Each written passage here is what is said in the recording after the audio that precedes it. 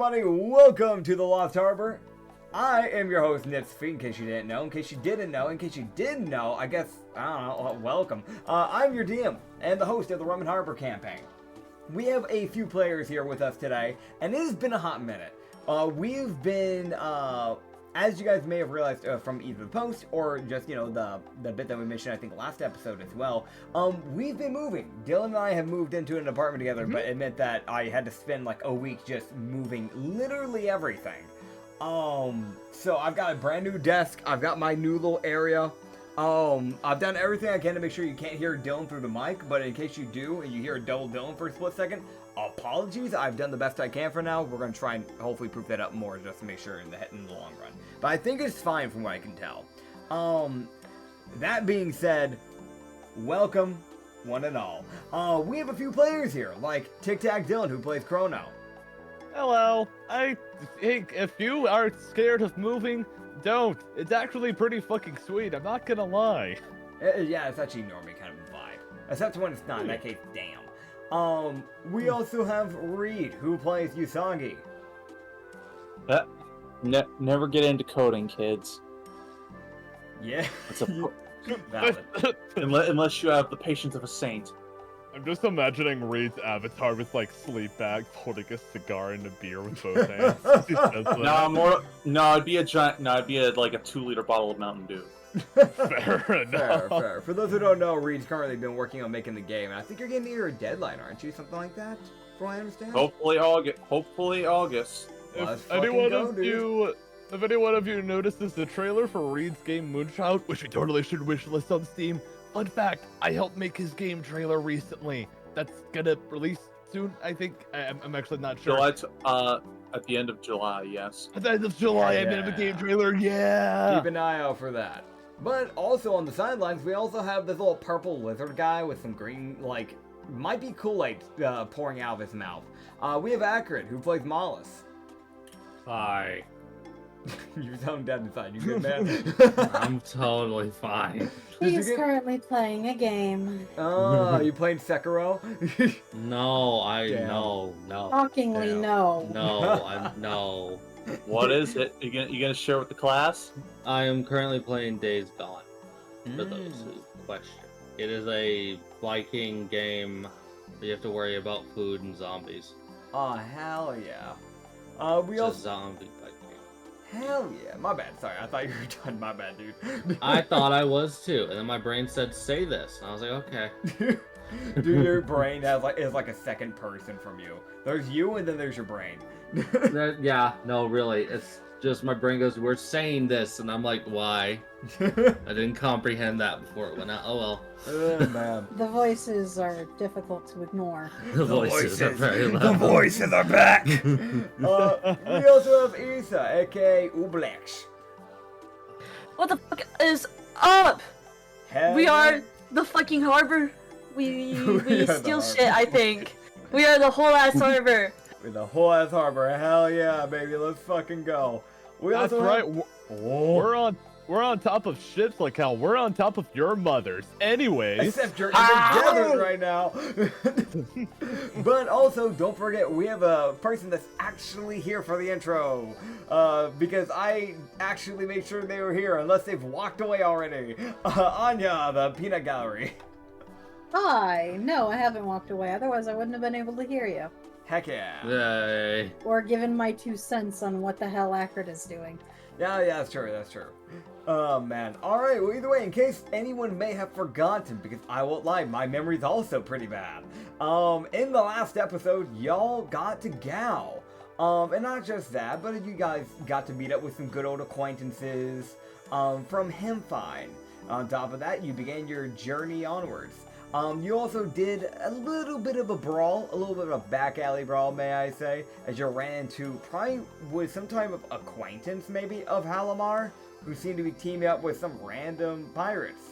So as far as other pirates could tell from what information you got, as far as they were aware, that guy didn't work for Halamar, they worked for them. And, this guy may have just been on 2 different pirate crews at the same time and just fucking backstabbed one of them. Essentially. But he did get away, but everybody else was murdered and killed. You also found a Yeshka who you befriended and is basically going to the capital to fight Halimar with you guys, from my understanding.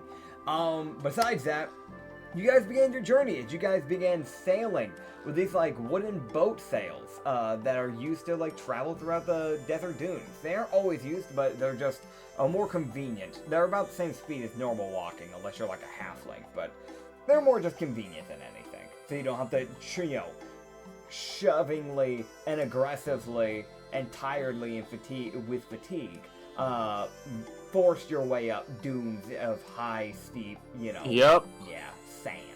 Don't want to do that. So, that being said, you guys were on the second day of travel to Scorchhorn. So you guys still have 2 more days of travel. That's where we had stopped last time because, I figured like, oh, well, might not have enough time. You guys had some time to think about things, so we will probably blast through these days unless something interesting happens according to the rolls. But unless you guys have anything you guys want to talk to with either each other or NPCs, so let me know during the travels, and I'm going to start rolling. I legitimately can't think of anything at the moment. Alright. The intrusive thoughts might win. Alright, cool. So I've got my 2 answers.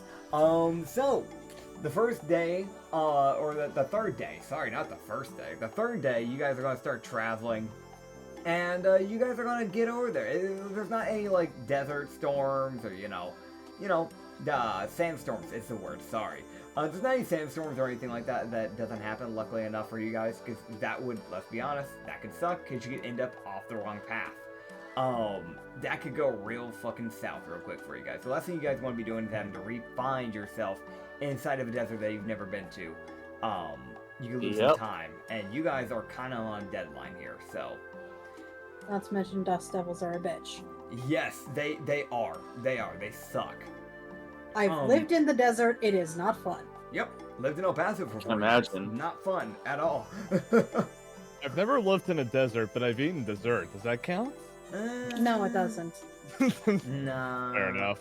Unless you put like a lot of sprinkles up on something, then you put it through a blender, but then put yourself in the blender with it. But like, that's the closest to it.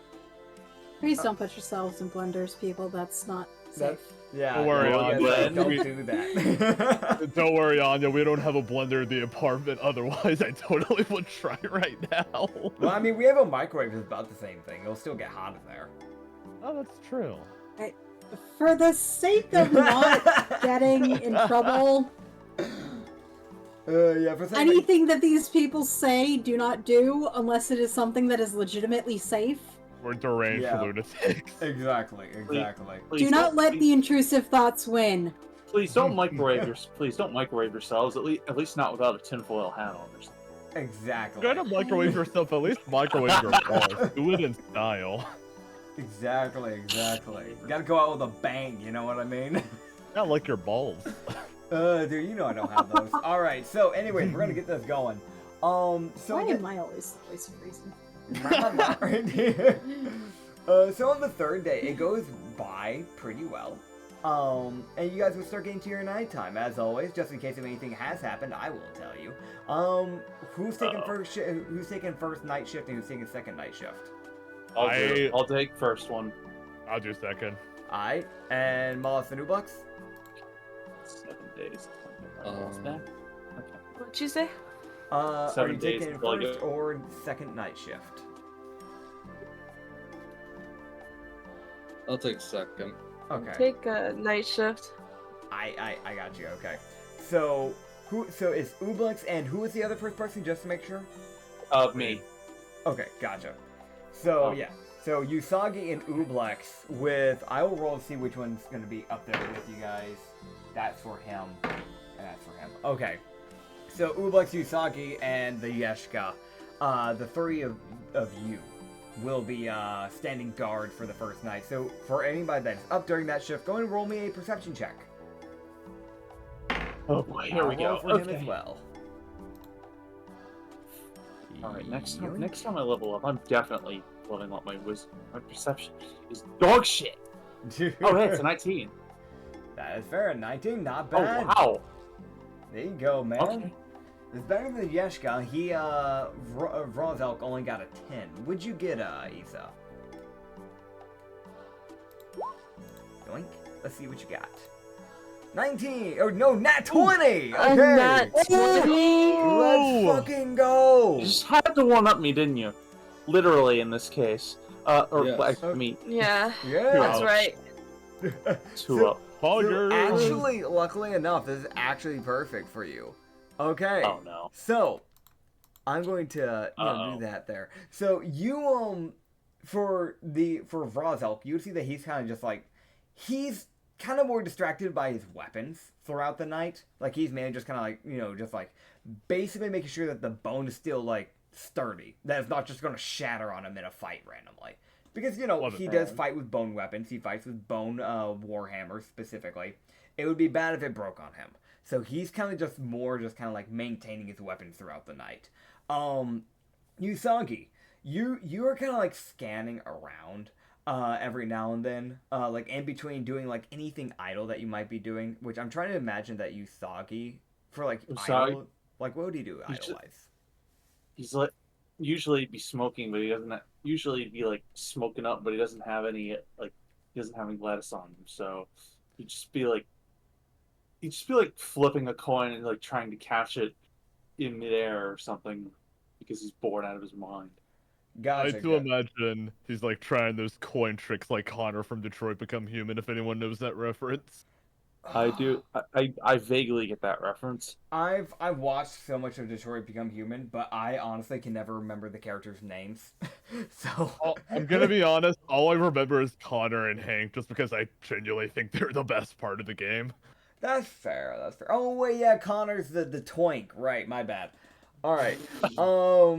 And Ublex. So like here's the difference, right? Because you feel like you've seen some movement, but you're not quite sure. Like you feel like you saw some movement, but you're just not really quite picking up on anything. Ublex, with your nat 20, you spy with your little eye. At first you think like maybe it's just the sand moving, because like, it's nighttime. It could just be the wind kind of blowing the sand, or maybe it's just an optical illusion. Like, so when you're in the dark, sometimes you start seeing things sometimes, or if you're just tired. I love seeing shit. Yeah, who doesn't, am I right?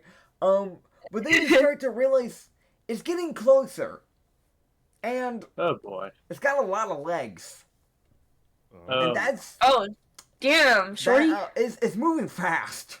Really damn. fast. Oh dear. And it looks hungry. Oh dear. Fun fact, you see a desert crawler spider. Oh, it's hungry? I could give it something to eat. How If I big see is it it? looks hungry. Desert crawlers are pretty big, so these things get around 4 feet tall. And because of their leg span, they normally get around like 6 to 8 feet wide. Oh my. I'm actually going to grab the token of the one that I have set up for this thing. Technically it counts as a large, so I'm going to be set with just because of how wide it is. You can see those things been making its way pretty quick. Now, Ublex, you said you wanted to try and feed this thing? Oh god. Yeah, because it says it's hungry, and I got some rations. I got some shark meat. Okay. I'm gonna look at you like fucking. I'm gonna have my freaking bow like at the ready just in case you screw up. Okay. So here's the Because thing. this could go very, very badly. Now, quick reminder, Ublex hasn't said anything about this thing yet, so you wouldn't know quite Oh yet. fuck. Well, I'm still gonna have my bow ready just in case it like gets too close. I mean, yeah. Either way, I would imagine while you're doing like a watch out, you would probably still have your weapons ready to go just in case. Yep. I just wanted to make that crystal clear for you. Okay. Second thing, Ublex, if you want to try and feed this thing to try and like deter it, so you don't have to fight this thing, go into roll me an animal handling, and let's see what you get. And I will say, because you have meat that you're trying to give it with, right? Isn't it shark meat that you're trying to Shark use? meat, yeah. Yes. So you'll have an advantage on because this thing is a carnivore. A delicacy. Yes, Oh, fuck yeah. ma'am. Alright, Hell what's with yeah! advantage? A 19. Mm-hmm. Dude, I Nice. just think this thing is a pet. Okay. So you bring out this shark meat, and you see it kind of like slow its pace down, and you see it kind of like like it stands there for a bit, and it's around, like, I'm gonna move it up a little bit closer, but it's like got like a 10-foot like distance in between you and it, and you can see it kind of like twitch a little, like as if it's like contemplating whether or not it should just go for the group or not, and you see that it'll slowly start to make its way further, and then it will grab the shark meat and it will skitter away. Oh, nice. Good job. Yeah. Problem As- solved. Luckily, you actually like had the one good idea of like how to deal with something like that, which is just offered some food. Desert crawlers, the way those things normally work is that they prey on people that are traveling outside of towns and desert areas. So normally they just go for any random food that they know will go there. They normally, similar like a trapdoor spider, they have an underground area, and normally what they'll do is they will hang out in their little place, and when they start feeling, something activating similar to its tremor sense and know that there's any living, creature nearby, it'll try and dart out to go grab it and kill it. Sometimes it doesn't work out so well, obviously, because there's some other creatures in the desert that can easily defeat or at least match the strength of a desert crawler. But luckily, smart thinking, you're able to deal with it quite easily. So good job on that. Good job. Heck yeah! Let's fucking go. What if it just comes back and we keep it as a little pet? The only problem with that is that spiders don't live long, and the other thing you should keep in mind, you'd be taking out of its habitat. Spiders normally don't have a good chance of living outside of their habitat, and that thing would probably die, sadly enough. Society. Oh. Okay. Yeah. As a society, as much as I'd love for you to have a pet spider, that is the sad truth of you could, but it would probably die pretty quick just because it needs an actual habitat. It is a wild creature at the end of the day. But yeah, the rest of the night goes by fine. Yes, you just kind of see you see that Ublex, like last second, like when it's like 5 feet on you, you finally notice this thing, and you see Ublex just feeding it food, and then it scampers off. I jiggle a wave at it. I'm like, goodbye, little friend. I'm It just probably gonna would see me. look at you with a confused look before going back to my coin flipping. Well, at least it worked. Well, at least it worked. Heck yeah. You see the Yeshka just kind of give you a thumbs up, Ublex. It's pretty obvious he didn't realize until after it was running away, that it was here. So, yeah, he kind of just, like, takes a quick moment from maintaining his weapons to, like, give you a thumbs up before going back at it.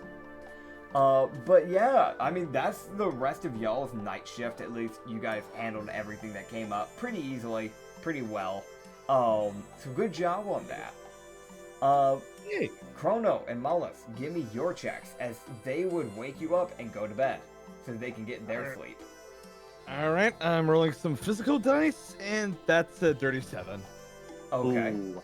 Mullis, what'd you get? I'll also roll for Shindale. Alright. I will roll my dice. Shindale always gets good rolls. I don't know what the hell's going on with this man. He What got a the 20. fuck? I got a nat 20. Okay.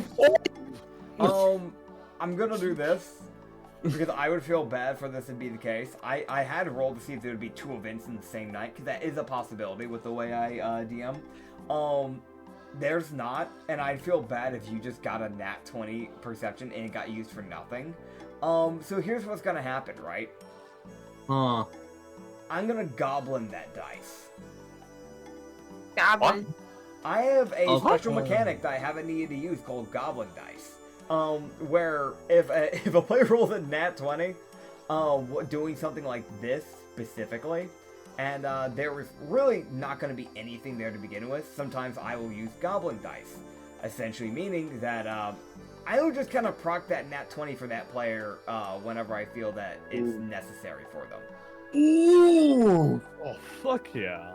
So, Okay. This is gonna be good. So you have a Goblin Dice. It could activate in the same session. It could activate like fucking 17 sessions later. You don't know when. Just whenever I'll need it. Yep. You will tell me that you're using it. Yep. Neat. Just gonna steal that mechanic because that's a good idea that Go I've for it. never even considered. Yes, sir. I also have another one. It's called, I realized, I don't think I told you guys about this rule. Right. So there's a rule that I have called the fucking dealer's dice. What? If you want a guaranteed nat 20, you can ask me for it. But just know that at any point in time, I can put a nat 1 on you. I have a similar mechanic. You bastard! Yeah. I'm not gonna lie, I don't know if I want to be in a nat 1 death to my roommate. I'm That's gonna does change that- how I cook wait. lunch, man. wait. So that means I could. So that means I could get a guaranteed 20 on persuade. Oh, You could. But Don't Reed, tempt me. that means you might get a nat 1 during sex. Mitch isn't that cruel. I would hope. No, I think this would definitely do that. You never know what I'll Oh, be. please cool on. don't. I. Oh, that you know what? No, that's a risk I'm willing to take. If Usagi can't last long enough, that's his problem. Skill issue. Oh you- man. You threw the gauntlet in my lap, and I am accepting. Hey, that's fair, man. Yeah.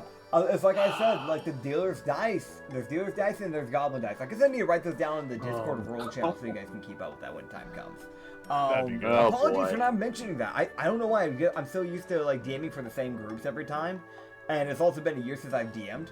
I've had this. I would have used that so many times. To be fair, it's probably best to do it now while we're doing nothing instead of like in the heat of an incredibly important moment later Dude, on. can you imagine, like, you are on death's door and I look at you and go, hey, man, listen, I know your character just died, but, like, you could have used gambler's dice. Oh, I didn't tell you. Oh.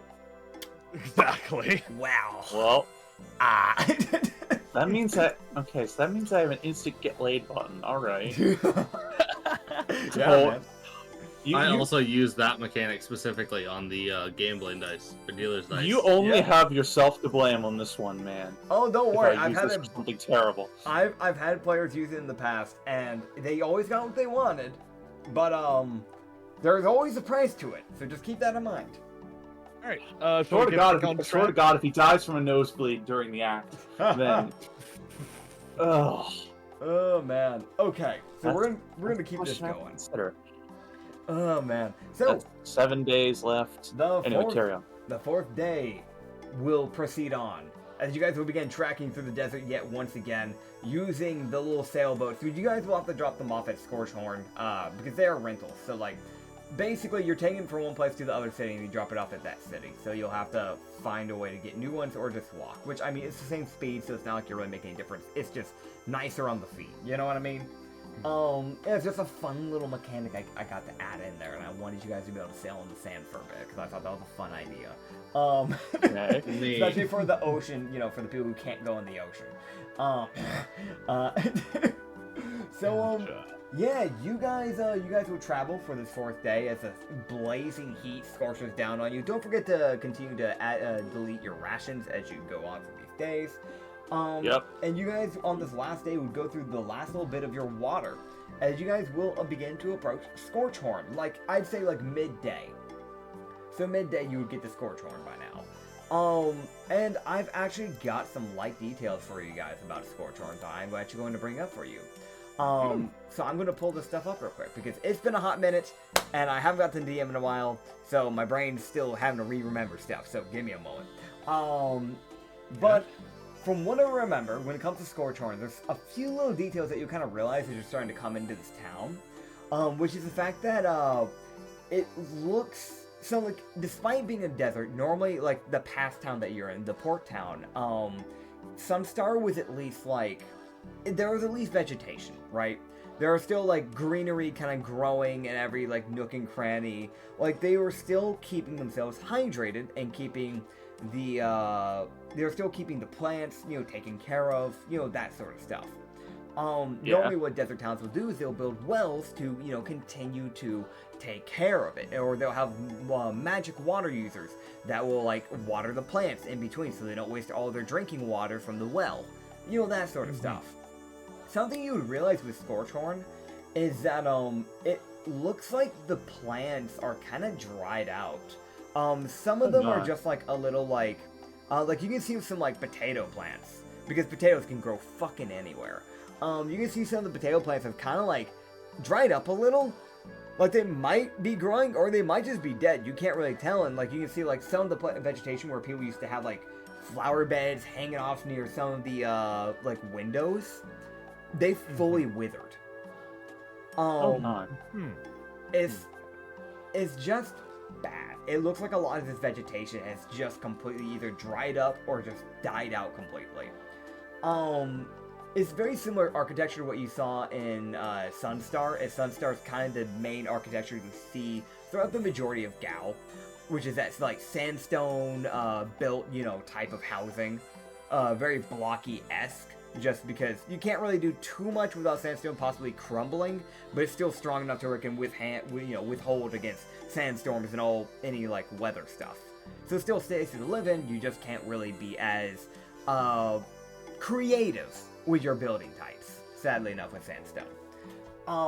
That being said, that's like the one main thing that you'll notice is that it just doesn't look as alive.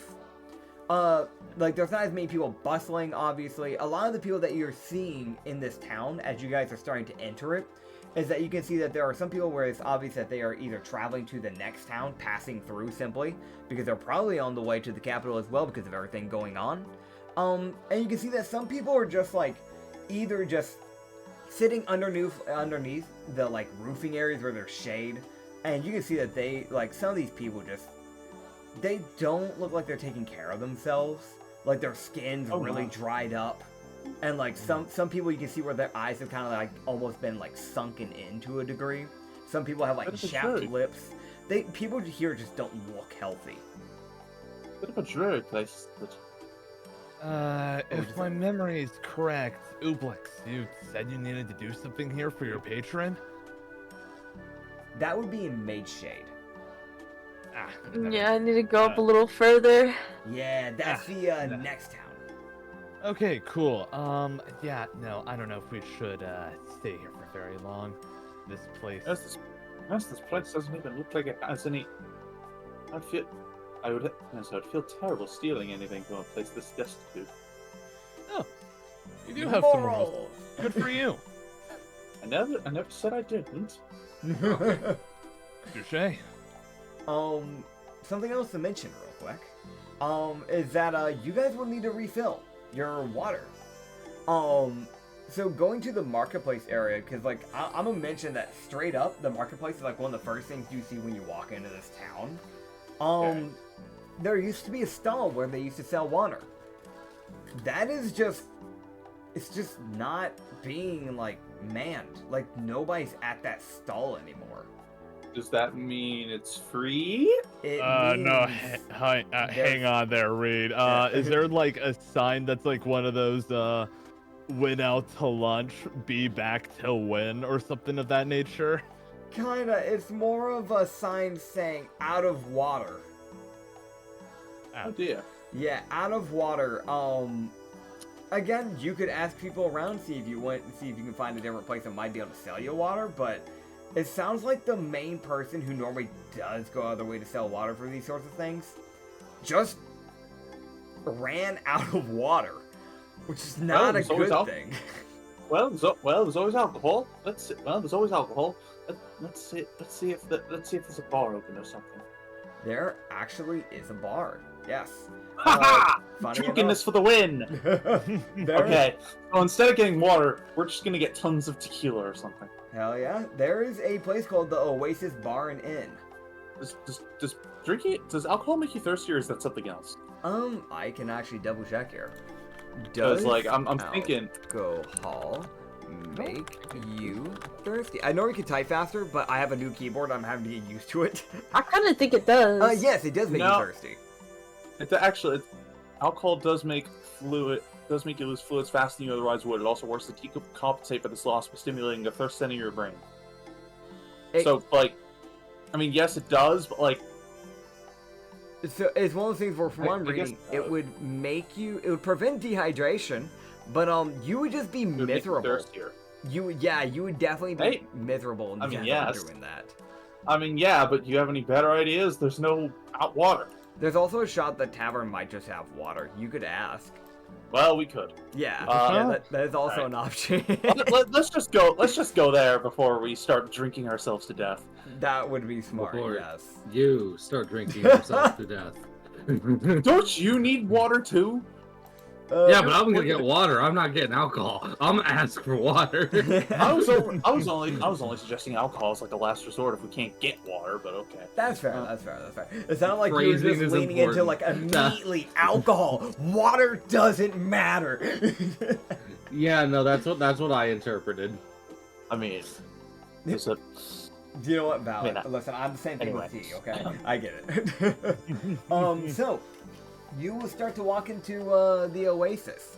And straight away, you can see that there is, once again, a Yeshka running this tavern. I don't have a picture for him because it's really hard to find pictures for Yeshka. Because a lot of people don't really ask for, don't really, make four-armed people. I know, pretty crazy, sadly. Yeah, I I know, love the yeah, I Yeshka know. race, but yeah. Yeah, I know. I mean, am sad. It makes me very sad. Yeah. Yeah, they're. Yeah, I can see why they're under. Yeah, they sound underrated. Anyway, Yeah. continue. So, you can see a Yeshka that is kind of like manning the bar to a degree. You can see that, compared to like the normal everyday taverns where they have just like, alcohol lining the back, because it is a desert tavern, there's actually a little bit of a difference here. So you would see that rather than having like bottles of whiskey and stuff like that kind of like on shelves, when you walk in, it is like, you can see that the wood that they use for this building, for like the flooring and for like the counters and the tables, rather than using like the normal oaks or whatever, it's probably just the wood used out of the palm trees that are grown throughout the desert. That's like the one easy tree to kind of grow in this area. Okay. So you can see that a lot of this wood is made from that. It's kind of creaky, so when you walk around and you step on certain planks, they kind of creak a little bit. But they're doing their job at the end of the day. This place is definitely a little bit not as put together as you've seen past taverns. But that being said, the big interesting thing about the alcohol and all that I wanted to knock down is that he has, rather than bottles, he has barrels built into the wall with labeled different things. So he has like a barrel of beer, a barrel of whiskey, a barrel of Yeshka rum, a barrel of ECT. And you'd also see that there's this one massive barrel. Like, I want to mention that, like, for this wall, it's like normally like 3 barrels up, and then it goes to the next column, right? There's this one big barrel that takes up a 3x3 of barrel, essentially. So 3 columns and goes all the way up. And it just says in bold print, water. Bingo. Well, at least it's obvious. Yep. It's probably not free. We should go ahead and ask. Yeah. Well, of course. And How would we even carry? We wouldn't even be able to carry that thing anywhere. yeah. I mean, you probably just have to, like, you can just ask them to fill up the camelbacks that you guys got. But also, I want to mention something, which is that as you guys are starting to approach this, this dude, my brain's blanking on what it's called. It's literally the most common everyday thing. It's a counter! My man. Dude, listen, man. It's been a long day. I had to build my desk today, okay? I hate building. So here's the thing. You would actually recognize someone at the counter, actually. As, like, you can see that he himself is also getting water filled up. And, I'm going to send the picture. You guys know this guy pretty well. And I'm also going to show it on OBS. I'm not going to re-mention on how he looks because you guys have seen him before.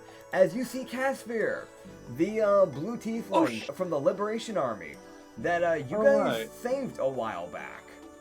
I think that guy. I think Chrono would definitely run up to him and just kind of put his hand on his shoulder and says, "What's up?" He would just kind of like cock an eye and like tilt his head back and you just see like that moment like, who the fuck? Oh! And you would just go, oh, it's you. I didn't expect to see you here. Good to see you, Chrono. How you doing? Neither can I. It's been a good minute. Yeah. How have you been? How have you been yourself? You find the certain people okay? Yes, everybody seems to be doing good at least. Actually, he would kind of like look around. You see him like kind of scan to make sure like there's no Navy. And he would just go, I mean, well, actually, what I'm going to say, even the Navy knows about this, so it doesn't matter. Okay. Mage Shade, the town over, they, you could say, the Liberation Army's kind of taken over that city. Oh, great. We're kind of working on, liberating this country right now, so. So what are you? Oh.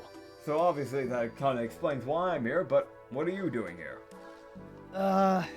You've probably heard how that Halimar captain got promoted to be one of the warlords of the sea, right? Yeah, he's supposed to be in there. He's gonna cause us quite a problem. Chronos smirks. We're here to beat him up. Sounds like you. That does sound like you.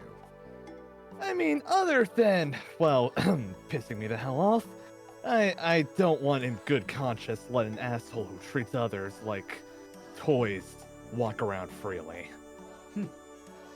No, that's fair enough. Same reason why I'm dealing with the Navy. They don't exactly take care of the people after all. We were on our way to this party where we know that Halimar's gonna be at the Capitol building, and we were just looking for water in this, actually, do you know anything about this town? This town is kind of not looking good.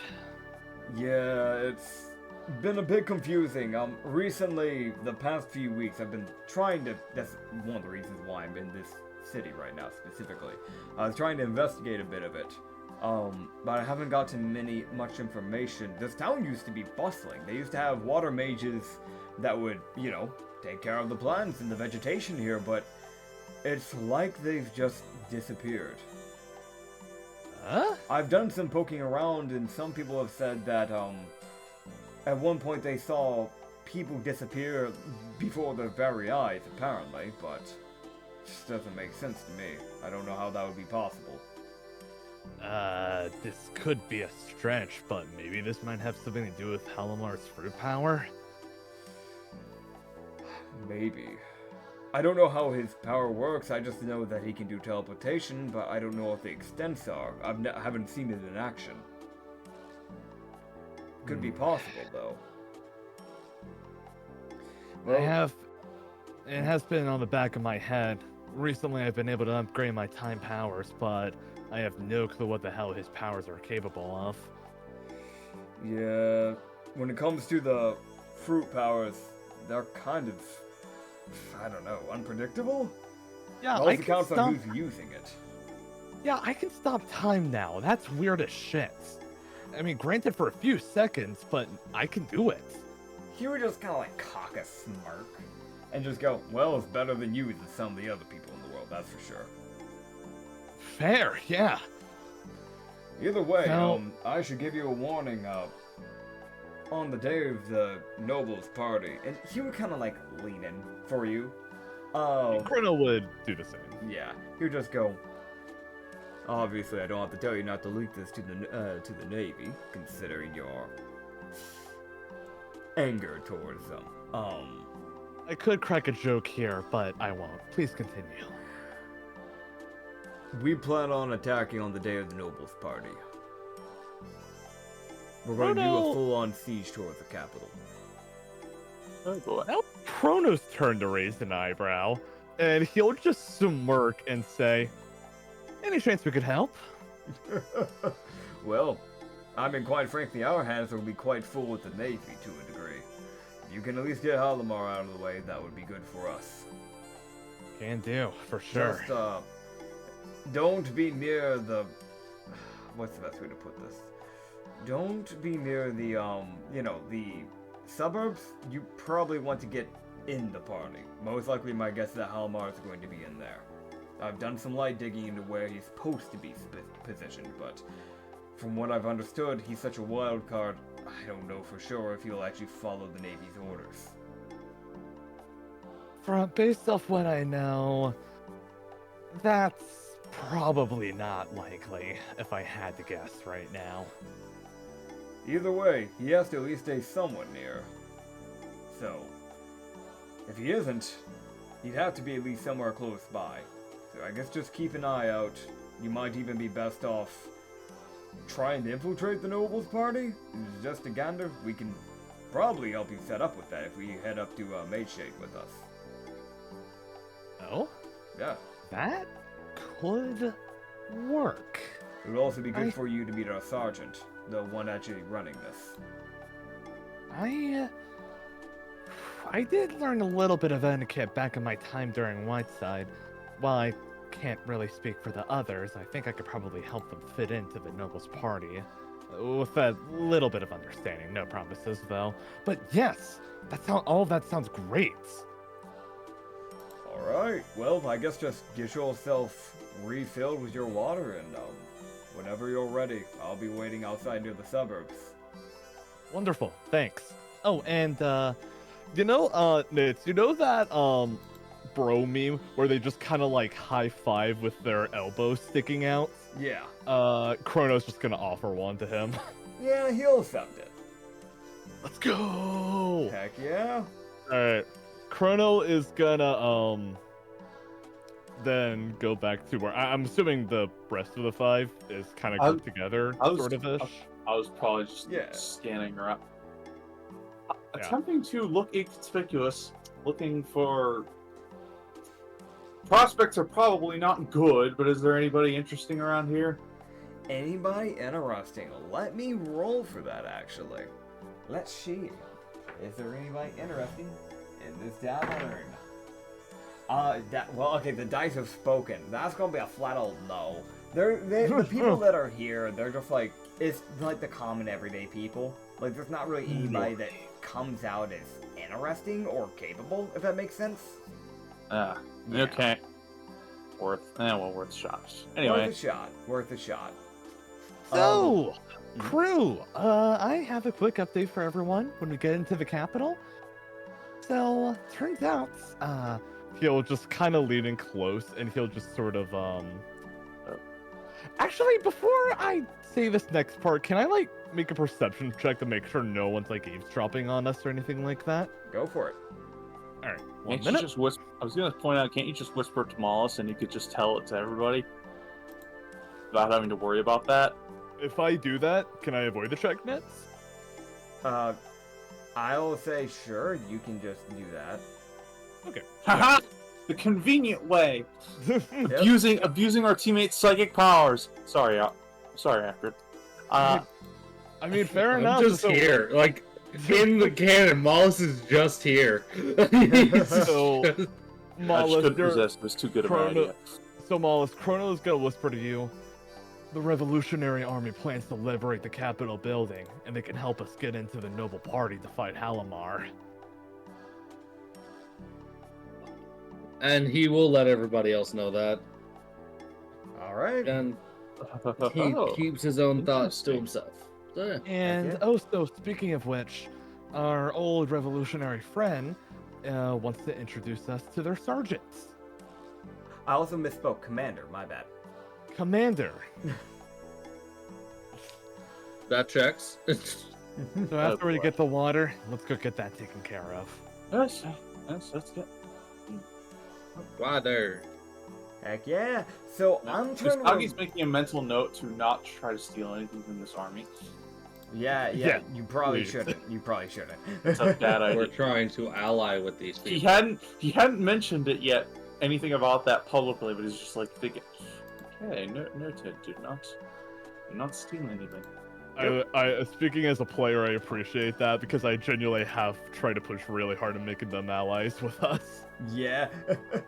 I'm trying to remember what we charged for the water. I think we already removed the cost from our money. We did it for like the whole thing. I can believe that. Okay, so you guys will basically just fill up your water at this Yeshka's bar. As he would just kind of like take your camel tops and just one by one, just kind of like fill it with Who's the putting the water in their inventory? I mean, that's all of us. I mean, technically, he's just filling you up enough to get you to the next town. So you don't really need to keep track of the water. You just gotta keep track of your food rations. That's the one you really need to keep track of. Yeah. But yeah, you'll basically get like, you know, completely filled up, ready to go for the next day. Because the camel top holds up to 5 days of water, which is just enough as the next two towns that you're going to be traveling through are both like a 5-day each travel.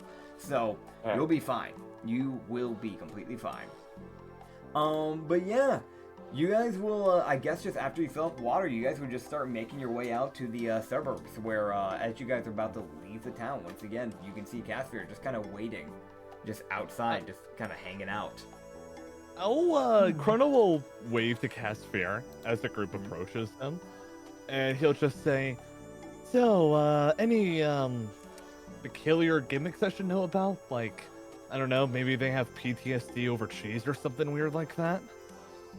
He's just Usagi's gonna look at you like, what in God's name are you talking about? Well, you never know, Usagi. I'm going to be quite honest. I don't quite understand your question. Don't worry about it. Let's just go beat them. All right. That's also me as a DM. I did not understand that question. Chrono was just basically asking if there's anything to be aware of when they meet him, just worded in a weird way. Gotcha. Yeah, no, that really threw me off. Valid.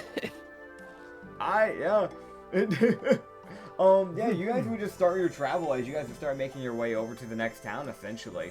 It's that weird thing, like, Scorchhorn, there wasn't really much you could really do there, but it's more just fact of just gathering some information and getting to run into some people, and just continuing onwards.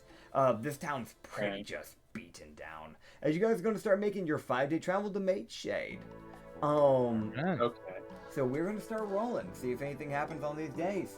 And This is probably a stupid question, real quick, but who does? I assume it's responsible for our own rations and inventory and whatnot.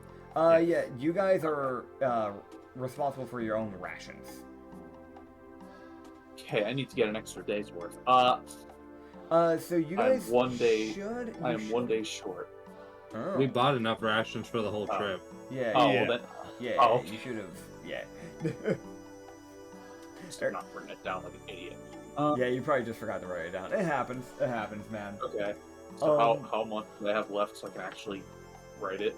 You should have had enough to have gotten you to the capital. So that should be. Hold on, I gotta do the math now. Because I actually gotta go pull up the cities and the distances in between them. So hold on, just a second. It was 14 days if my memory. And Yeah, potatoes. I think that checks out because from Sunstar to Scorchhorn with 4 days, those would already be gone, and then you have Mage Shade. Wait, so you those 4 days would be gone, and then from Scorchhorn to Mage Shade it's 5, and then from Mage Shade to Ambervein, aka the capital, is another 5. So yeah, you'd have 10 days of rations left. Okay, cool. Thank you. Yeah, you're welcome. All right, cool. So yeah, you guys would begin the next day of travel as you guys start heading and making your way over to Mage Shade. Which, just another friendly little reminder that, Issa, you were told that you might find something in Mage Shade that might rerun some of Ublex's memories. Now, the one thing that I will also jog to you is the fact that you don't know what. Your Hemalicia said that there might be something there, meaning that she isn't even fully sure. But there could possibly be something there that might actually spark a memory or two. So, yeah. Okay. Yeah, just to help you out, just in case. Because I know it's been a while, so that's why I'm actually trying to give these, like, re-joggers. Otherwise, I normally wouldn't do that. So. Yeah, I just can't even, like, think straight right now. No, you're good, you're good. Being so honest with you. My apologies. Nah, you're good. Look, Issa, if it helps, I have gone into so many D&D sessions not being able to think straight or having trouble being creative. That is so effing normal. Do not worry about it. Yeah, 100%. Okay, so I'm in Mage Shade. Buddy. Whatever. Yeah, we've got the 5 days of Mage Shade. All right, so we're gonna roll that first day of travel here. Oh boy. What the fuck? What do you mean? What the fuck? Okay, well that threw up my And then plan nuke. slightly. No, that just messes my plan slightly. Don't worry about it. Don't worry about it. What And the then fuck nuke happened? descends and glasses the planet. Nah, it just... Oh god, Taka's gonna come after me. Nah. And the desert is glassed. He can fly! Should be able to catch up with me. I went ahead and just rolled all the days so I know what goes on, by the way. Uh-oh. Yeah, because I'm gonna be honest, this messes my plan slightly, but it's fine. So, first day of travel. You guys are going to, you guys would start traveling, obviously, from, your current town. And you would be, halfway through the day, you would start, you make some good distance, right? I've got a question, just out of curiosity. Just out of some bold curiosity, right? I'm going to pull up I'm going to bring you guys to the new area, to this little spot here. Don't you love my little map? Don't you love how it looks? It's so pretty, isn't it? It It's is like a pretty. big chocolate bar. Yeah. So, just out of curiosity, How many carols can organize how you guys would be lined up while you're traveling. Because I need to I would understand be how in you the guys back. travel. as per usual? I'm assuming with our tokens on the map, we would come from underneath the map. Yeah, direction-wise? so essentially you're traveling this way. Okay, got Yeah. it. Okay. I So think. what about our Oh wait, so we're coming from companion? this way. Wait, so we're coming from this way? You're coming from the no. bottom of the map, you're going up to the Oh, top. okay. You're going up to Yeah, the no, top. I'm in the back. I'm Yeah. always in the back. Don't forget Um, about Shazar's token, just a quick gentle reminder, but I think Chrono would probably be walking like this with Mollis, actually. Just sort of taking the lead almost. Okay. Assuming What were you trying to say, Acrid, by the way? You kept getting cut off. Our other companion. Other companion, yeah, that's right, The Casper. I blue gotta grab tiefling. his thing in a second here. I had this map pre-prepped. I just didn't have his token pre-prepped because I didn't know when something like this was gonna happen. Here he is. There. Well, but no, I'm not trying to highlight all my tokens. Damn. There we go. Okay. So honestly, Shindeo would probably stay somewhere near the back as well with you. I'm gonna be honest. He's normally not one to be up front. Okay, cool. So this kind of answers like a bit of my question here. No, Yeshko would probably stay here, and he'd probably be somewhere up near the front with you guys, if I'm being honest. So you guys are kind of like traveling along your way, right? And I'm gonna have everybody roll me a dexterity save. Oh, good at that. Oh, dear. Yep. Lovely. We love Woo! death saves. Oh shit, that's a nat one. Hey, that's a Damn. 25 in D&D. I'm alternating. Nat 20 again! Okay. So we have a nat 20, a nat 1, and then it was a 20. dirty. Okay. It was a dirty I one. got a 25. Dirty 25. And Issa, what'd you get, buddy? Okay. Let me see. Oh I shit. see that. Reroll. I've Alright. used all my luck from yesterday. Got it. That makes sense. Wait, what are we I'm rolling again? Dex save. Oh, okay. I'm Yeah. continuing my luck. I'm gonna roll for these guys. Oh my god, Casper got a nat 22. What the fuck is going on?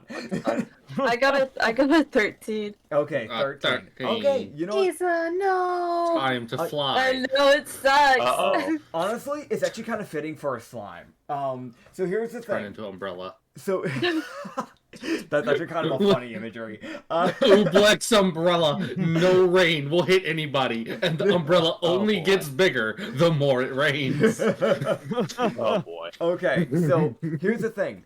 You guys are starting to like walk. It feels like as if the sand, when you walk on sand, normally it kind of feels like it's like moving slightly under you because the weight pushes off your feet, right? But it feels like as if the sand's beginning to shift, like underneath you, Oh great. and then you hear like a crack, What? and it's kind of confusing, right? Because why the fuck would that happen? Why would you hear a crack when you're stepping on just pure sand? Oh, And then you Oh, feel great. the ground underneath you give way Oh no. as you fall into what you now see on the map here. I don't really have a good proper map for this, so work with me here. But as you begin to fall, think of like fucking Undertale. This is the best way I can What? put this. What the fuck? As you fall That is not the right music for that. That is not the right music for that. Hey. So happy. As you fall, right? And it's kind of confusing because on all sides of this map where you see rocks, there should be buildings. As you can see that you have accidentally kind of uncovered an entire buried town that has been abandoned. Oh. The bit that you collapsed through was because there was a wooden like roof, or like probably roof, quote unquote, that you guys fell through. As it just kind of gave way just due to old age and all that. And there's something that's interesting because when you kind of like crash through, you're kind of somewhat near the center area. And there's two little things that you will kind of notice as you look around. But go and roll me some perception checks so I can figure out how much I can tell you straight away. Oh boy.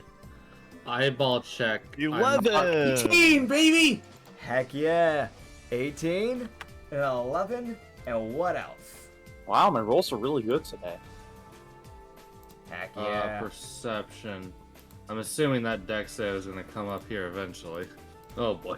I forgot to make tokens for these. I'm a fucking idiot. I just assumed Chrono face planted comically. Okay. What was that roll there? I cannot see it right now because I'm having to make tokens real fast because I'm a little fucking idiot. Yippee. Ah man. Oh, man. It's totally fair. I don't make items. Apologies. I also didn't expect this to show up in today's session, if I'm being honest. Oh no. Oh no. This was something... That's a very worrying sentence. Okay. So what did we get in those other rolls? I heard something. Okay, we got a 13 from Mollis and Issa. Have you rolled a perception check yet, by chance? No. Okay, would you mind rolling me one, please? Would you like to? I got a 12. You know what? That's kind of good, because you don't need a high one for some of the stuff, so you're actually good. Oh, thank God. Yeah! See, my DCs aren't always high, I'll have you know. So, there are some interesting things that you'll notice within this little area, which is the fact that I'm going to grab these little tokens here that I have now made, or at least for one of the things I have now made. You can see that there are these tiny little fire guys. They're like a tiny foot tall. They are like a foot tall at best. Oh. And that's like the tall ones. That's the tall ones, quote unquote. They're kind of just like hanging out in like every different area, like just kind of like at different areas of different buildings. They seem to be speaking in some language that you guys don't know. If you want to know what they are speaking and saying, you can always ask to see if you know the language. You can tell me what languages you know. But for now, I'm just gonna assume that you don't know the language. Can I guess primordial? That is not it. Alright, it's probably Ignan, which I do not speak, so please continue. Yes, that is the correct I one. do not have Infernal or Ignan, so I do not have it. Alright. Nope. Yeah, I kind of figured nobody knew this language, but I had it there just in case if people actually did want to try to talk to these little things. They're kind of just hanging out in like near random buildings. There's also one other thing, which is the fact that I'm gonna move your guys' tokens real quick because you guys kind of feel more like here-ish. You can see that within all this, right? And I'm going to, I guess I should. Oh, that's not what I wanted to do. I wanted to ping that spot. Let me ping. Ping. Right around this little spot right here, there is a like reddish scimitar just stabbed into the ground, and beside it is a little teddy bear. A little teddy bear just kind of leaning up against it. I'm not touching either of those. Damn. But yeah, I mean, like, that's kind of the main area you see. You can see that these buildings are very, like, despite it being a desert, it's weirdly, like, overgrown. More desert-like habitation has managed to actually grow in this area, which is kind of a surprising thing. As essentially, there are, like, these, like, grapevines that start growing up on some of the buildings, and you can see where, like, some palm trees have started sprouting underground, which is a little odd. And things like cacti have begun growing in different areas of, like, this area, essentially. What was that deck save for, by the way? Basically to make sure that you didn't break a leg on your landing. Oh. So if you rolled too low, you had a possibility of getting an injury. Oh, I got a nat 1. Yeah, so that's where I'm about to get to you. Great. Because I Oh, still had great. something else I Uh-oh. need to do here. Which is rolling... Go ahead and roll me a con save. Uh-oh, spaghetti. Yeah, great. Yeah. Use Oh, your dear. parts. I Okay. rolled something Uh-huh. in the background for Malice. I got a nat 20, another one. Okay. Are you fucking God. kidding me? I just How? rolled it physically. I don't know. Yeah, the dice gods are smiling Show on us this today. as That's proof. a 3 physical dice you have forsaken me You today. got a 3? Oh, Oh, I'm sad. Okay. So, Oh, no, he's breaking. so everyone... Oh, huh? Here's proof of I that 20. Okay. I'm sending You gonna it post now. it? Okay. Okay, I'm getting pirate Yeah. talk. It is being sent in pirate talk. Gotcha. I rolled This the is just validation. All right, appreciate it. Yeah, because it's been a lot of nat 20s Damn. today so far. I You- can confirm he rolled a nat 20, immediately got my attention, and I had this expression of, what the fuck? what was it? What was it for, by the way? going for the scimitar. Okay, gotcha. So he's Oh, definitely no. going for that. Before we get to that, Chrono, when Oh, you boy. land, okay. Okay, so when you land, I'm gonna roll something. What the fuck? Okay, the dice has spoken. So Oh, God. when you land, you feel like it. Well, everybody else kind of like managed to like kind of catch themselves properly. They kind of like managed to like bend their knees properly and kind of tuck and roll to kind of like prevent that damage to their legs. Except for the people Oh, who boy. don't have bones right now, aka Usagi and Ublex, who literally don't need to do that. Oh, yeah. I done got bones. Yeah, you don't got bones. You don't got to worry about that. I'm I probably anticipating would've you, tried but to it's use just the ring kind of of went gravity. splat. Prevent myself. Yeah, yeah. Yeah, it's just a splat. And also, like, Reed can just float, so he's fine. But, It's you... just flat and then reforms slowly with bits of sand Oh, floating wait, through the wait, wait. sand. Yeah? Oh wait, shit. Hang on. I just remembered Okay. something I have. Hang on. Wait. Fuck. Give me 1 second. Oh, this should be good. Okay. Apologies. Give me 1 minute to You're all look good, for you're all it. good. So when it says here, I got slow fall. Yes. When I could use my reaction when I fall to reduce any fallen damage you take by 20, if that helps at all. Okay, slow fall. Honestly, weirdly enough, because the way slow fall also works on top of that, at least the way I run it, is kind of like a feather fall to a degree as well. So you would glide down a certain distance before you actually start doing proper falling. So Okay. Do I weirdly at enough, least that reduce would damage? weirdly enough that would negate the nat 1. As weird as that is to say, Yes! Oh. you Yeah. wouldn't need to roll a Nice. dex save. A new deck save. You just don't. You have to be able need- to cast a spell. Okay. Yes. All right. Yeah. I remember my character sheet. Good Cool. job. Cool. Yeah. Okay. You're just fine. You won't have to worry about getting. Because I'm gonna be honest, I'd roll a 3. You were gonna get an injury. So All right. that's really lucky. Good thing you Okay, you know- remembered that. Okay. You know what? I'm gonna roll 20 because physical Fair. dice almost screwed me heavily. Fair enough. Yep. So, Acrid. 14. All right. All right. What's the 14 for, by the way? Oh, I thought you said I had to make a new deck save. No, you just don't need a dex save because it was a 20-foot drop. Like that was the exact amount of what you needed. So like you literally feather Oh. followed the entire way down. So you I followed misheard you you. followed at the same pace that Usagi fell, essentially. Gotcha. I Nice. misheard you. My bad. No, It's no, you're landed good, just you're fine with it. I just landed perfectly. good. Yep. All right. So yeah, Mollis, you can start making your way over to the to like the scimitar. And Is it right here? Yeah, it's right there. Were you gonna grab it? Oh boy. Because you said he was That- interested in grabbing it, or did I misunderstand? That's. I was like, Mollis, how interested in the scimitar are you? Nat 20. It's like, God, fuck. Okay, guess we're going for that. Because I like rolling for decisions like that. All Oh, right. no. So, just to Oh, we're confirm, You got up to the scimitar. What are you doing?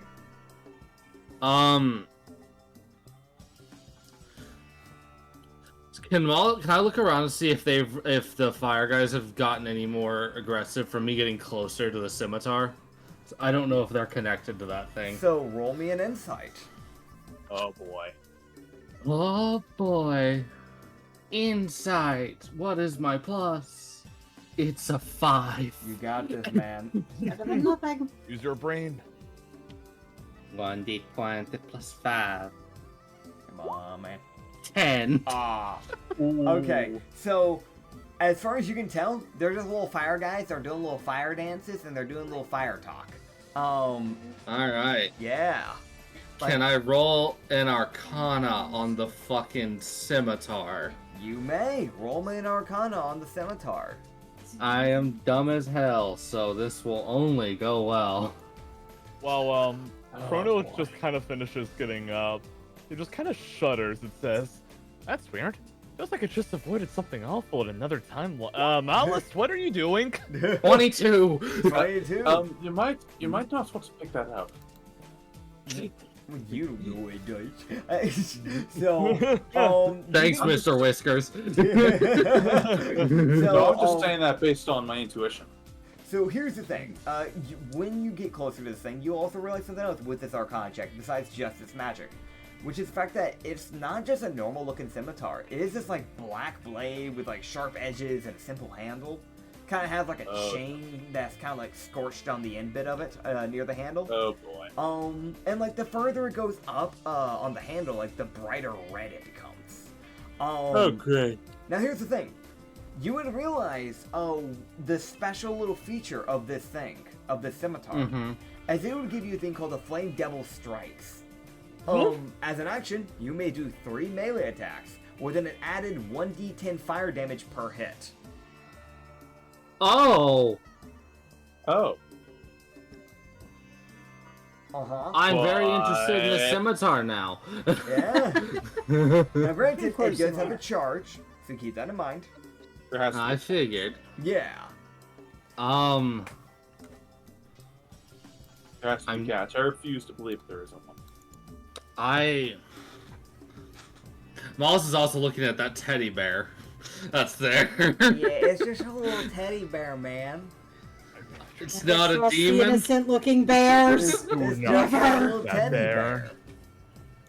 Oh boy. I've seen sentient teddy bears. Those things are scary. He's thrown too many sentient teddy bears at me. I've seen I as a player, but Mollis hasn't. Oh, Mollis boy. is gonna. Oh boy.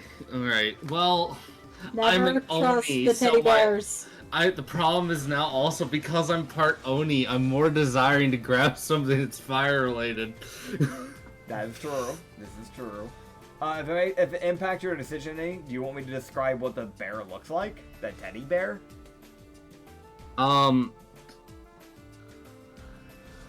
Yeah, I will say this though. Mollis will go ahead and grab the sword. Okay. Oh. So, God, we're all gonna die. when you I have- grab the sword, Mm-hmm. you grabbed it. Yippee! Do you pull it out? I guess that's what that 19 I just rolled, so yes. Okay, you pull it out. As you pull it out of the sand, you see the like sand kind of just like shuffle out from in between the blade, and you see like a little red glow from where the blade once was dug into, kind of like just like ignite slightly, and you see all the little fire guys who are talking to each other and doing little dances. You see them all turn and look at Mollis. And you see them start chanting something. Oh great. Uh, What as- did you do? As within these next 6 seconds, you hear them just going... You hear them saying something, but they're all saying the same thing in unison. Like, while they wave their hands and, you know, like, Mollis? they're, like, tapping their feet and doing, like, a spirally dance. Mollis, you should probably put that down. Mollis, whatever. Mollis, man, I'm probably the last person you need to hear this from, but I mean, there might be a little thing about self-control that applies here. Oh, And then Uh-huh. the stuffed bear. I fucking knew it. You see that like this little stuffed bear, it was missing its right eye. Its left eye was a little red little button, and then it had some little stitches down its stomach. It was this little brown little bear. You know, it was like maybe like half a foot tall. It wasn't a little. It was like a small teddy bear. You know, normal size. oh great. You see it start to get bigger. Oh, I knew and it. Bigger. I knew it. Bigger. As Oh. it gets 5 feet, 6 feet, 7 feet, 10 feet, Mollis, I think we're 12 feet tall. Talk about your stuff. Hey, Caesar, you've worked on that blood magic you Whoops. showed me the last time we met, That right? just I want to mention all they hear is whoops. Oh man, are you talking to Caspier, by the way? Oh, I was just Doggy's Proto. just thinking. Proto said to him, "Hey, you've been working on that blood magic you showed me the last time we met, right? Hopefully, please say yes." Yes, I was. I don't know if blood is going to work against that. Oh, come on, man, try anything. So Want me to describe the do rest any of of these things have images? So one of them definitely does. Let me get the token for this guy first. For you guys here real quick. I saved it. Where the fuck? Why ain't no here? Why ain't no? I just download. Yeah, there it is. All right. Kachunk. That's a little big. That's a little big. He's technically a large though. So these. God damn it. These images are not created by AI, so for that reason I cannot show it on OBS. The bear, you can see that it is kind of massive. As I said, it's 12 feet tall, kind of resembling more of like a grizzly bear essentially. I'm sending NPC visuals. You can see that it has these fangs that kind of come out from underneath, kind of like tusks of like an orc essentially, with this like fire-like ember kind of like like glowing from its stomach and its arms and stitches that hold its stomach together. And it's slightly glowing, probably just because of the fire magic that's keeping it going. And then you can see the little guys, the little dudes, the little guys. You know, they're just doing little things. And these are the little fire spirits that have brought this thing awake, which is these tiny little dudes with little black robes. Guess what you get to do? Just random idea. But roll initiative. Yeah, I figured. Okay, I was okay. waiting for that. Usagi, before the fight starts, That one. I think, Oh, we need man. I think we need to talk about your self-control just as much as mine. Thank you. I like weapons. Fuck off. I like women. You don't see me grabbing random women in the middle of nowhere. That's a little bit more sus. That sounded better in my head. Yeah. You know what I mean. I got 8. Hey Dylan, makes you Got feel any 8. better? The Hey, fire 19 for initiative. Fuck yeah. Heck Was that yeah. nuts? The fire 19. elementals also got a nat 1. Hey, you have- we could suffer together. Yeah. Okay, Maul's got an 8. Usagi, what did you get?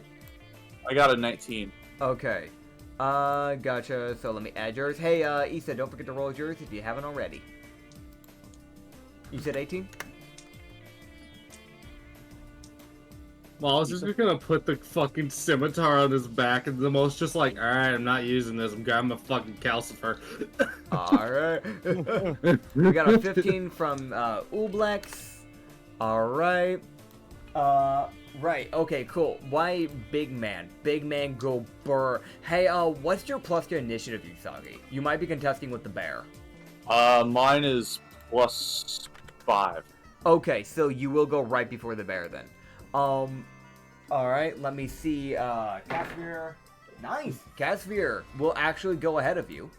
So I'll add him onto here. He got a dirty 20 for his. I'm going to roll Agnieszka's. That's fair. He actually rolled somewhat decently. He got a dirty 19. It's kind of fair that the fighter's pretty fast on his feet with this. Yeah, it Oh, checks boy. out that the Monk of Shadows is like, why would I go ahead of everybody else? This doesn't make sense to me. He got a dirty 6.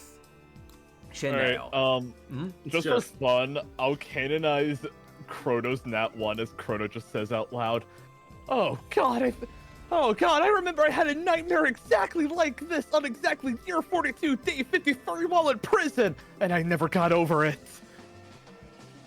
What? To the giant teddy bear. All Miles has to say about this is whoops. Now, what date was that specifically? I just said, I think it was like year 52, day 53. I just pulled it out of my ass. Okay, gotcha. I'll keep that in mind later. Oh, Wait, what? Yeah, don't worry about it. Okay, cool. Okay. So, Don't worry about This it. is why you don't Told me not to. canonize your past, bud. all right, Casper.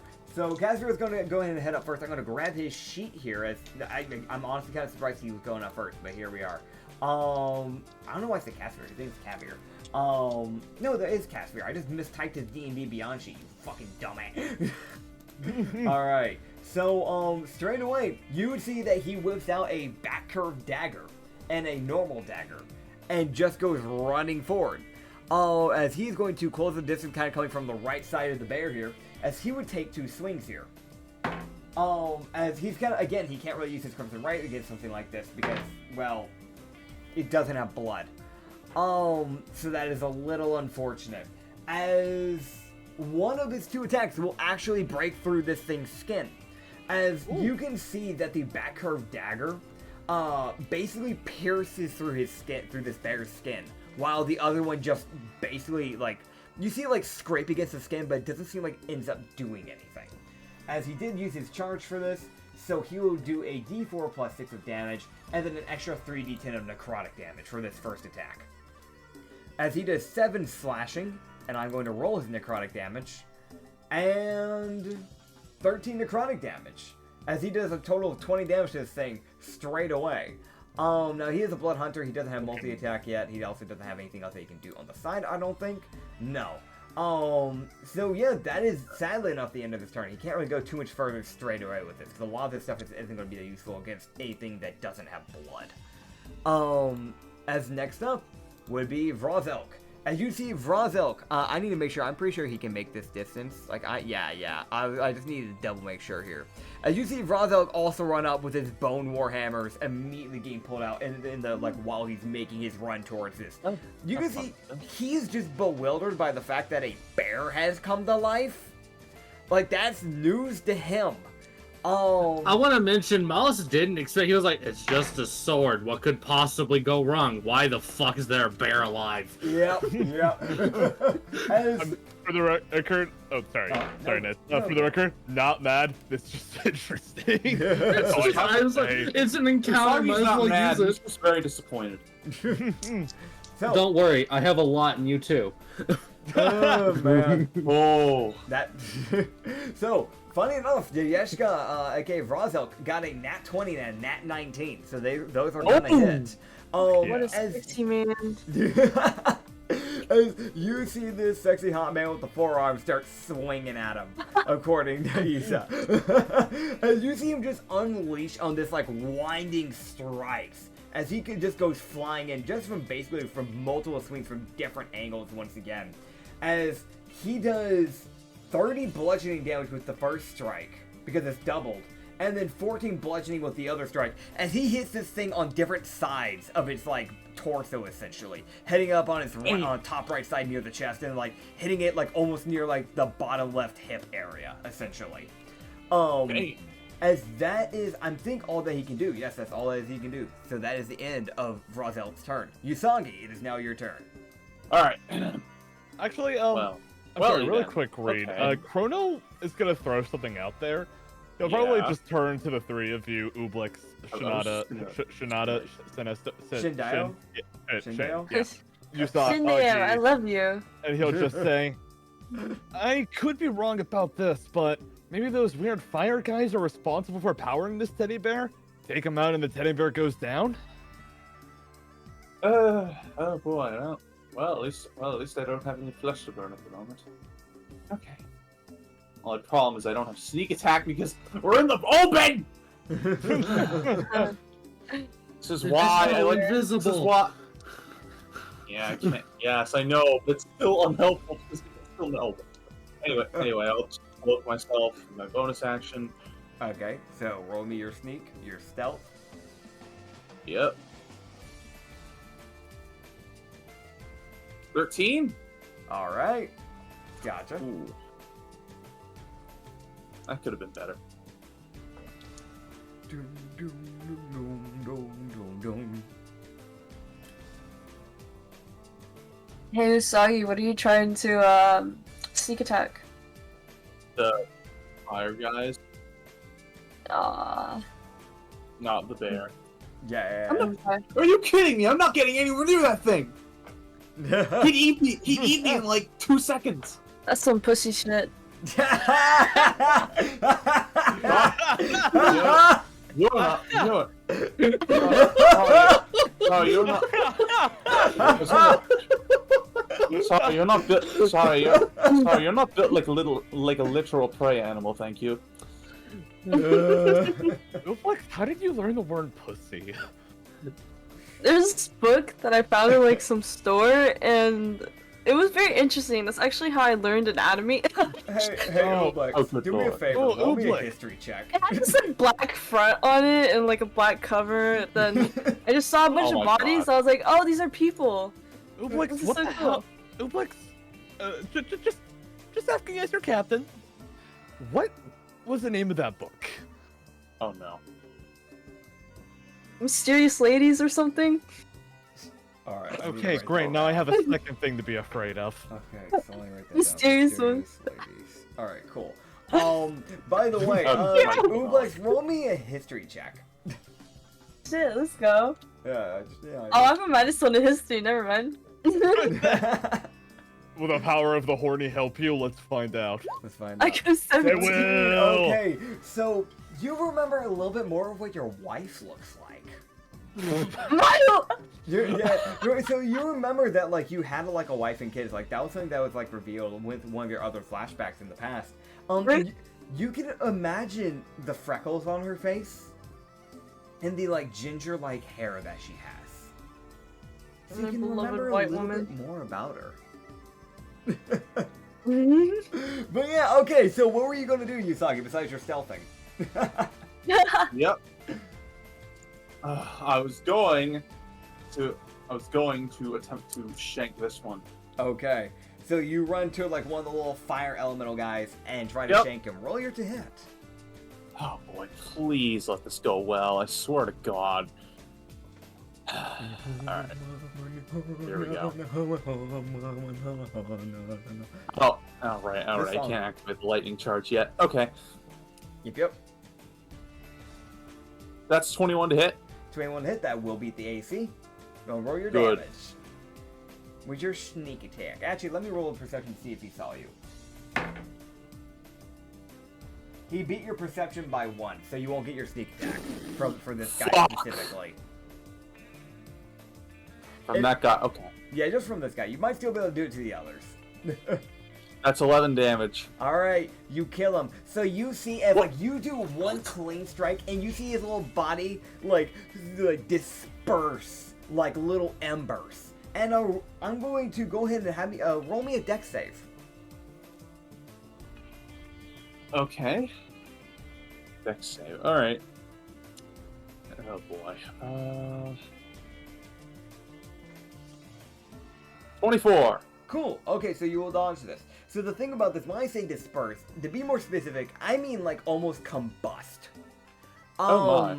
As like you basically dodge, you like basically jump back immediately after that strike when you see the body begin to disassemble. Because if you hadn't done it fast enough, you would have gotten caught in the ember sparks and you have taken a D4 fire damage. Oh great. Yes! As this little guy is dead, so I'm gonna delete him because you wouldn't even have a corpse there to loot. It's just gone for good. Okay. That's the end of your turn, correct? Yes. Okay, as next up is the bear. I apologize really quick. Is there like notable any sort of difference in the bear after that Ember Usagi killed? So I'm so sorry. I don't know why, but I read a message at the same time you started speaking, and my brain clocked out for a second. I'm so sorry, dude. What'd you say? Okay. I was asking if I was trying to find out if my theory was right, that killing the little Ember guys might make like the grizzly bear weaker. So right now you can't quite tell. It's that thing of like right now you guys have a total of 2, 4, 6, 7, 8. There was a total of 9, and you killed one of them. So if there would be a difference, you probably wouldn't be able to tell until like maybe 2 or 3 of them are dead. Noted. So just give you a heads up on that. But like right now, you can't see any visible changes yet. If that is how this boss fight works. Got it. So the next thing is that you would see that it's the bear's turn. As the bear, and I'm double checking, of course. Okay, gotcha. As you would see, it kind of reel its right arm back and take a sweeping swing at Vrozelk and Mollis. As I'm going to roll. It's not a dex check, I double checked. It's a hit. Luckily for you guys, I don't think this is going to hit either of y'all, because this is just a dirty 12. That doesn't hit Mollis, right? Acrid's dead. Oh my god, he's dead. No, So I don't hit. Okay. I have an 18. Okay, gotcha. Cool. Alright, so you see it do this giant-ass swing, and you basically just kind of like move out of the way. Because if you tried parrying that, you would be getting fucking sent. I'm gonna be real. like, so it's more of just like, you kind of just move out of the way. As it will then, will do a claw or will do a bite. Okay, it's really tempted to do this claw again. Okay, so you see right as it finishes that right swing, I'm going to see if it tries to go for Vrozelk and Casimir or Vrozelk and Mollis. Vrozelk's just in a bad spot, if I'm being honest. Okay, that's for Vrozelk, that's for Mollis, and that's for Casimir. Okay, that's really hella unlucky. So you see, let me roll this attack. What the fuck? Okay, so you see as this thing reels its arm back and takes one hell of a swing. You would see that like Vrozelk had just started standing back up after ducking underneath the first swing, and this now proceeding after that first swing with the other arm essentially, using that momentum almost like to make like a rock and roll, like just barrage of punches that you'd see in like boxing. As it just comes down with this, like, pretty steadfast swing.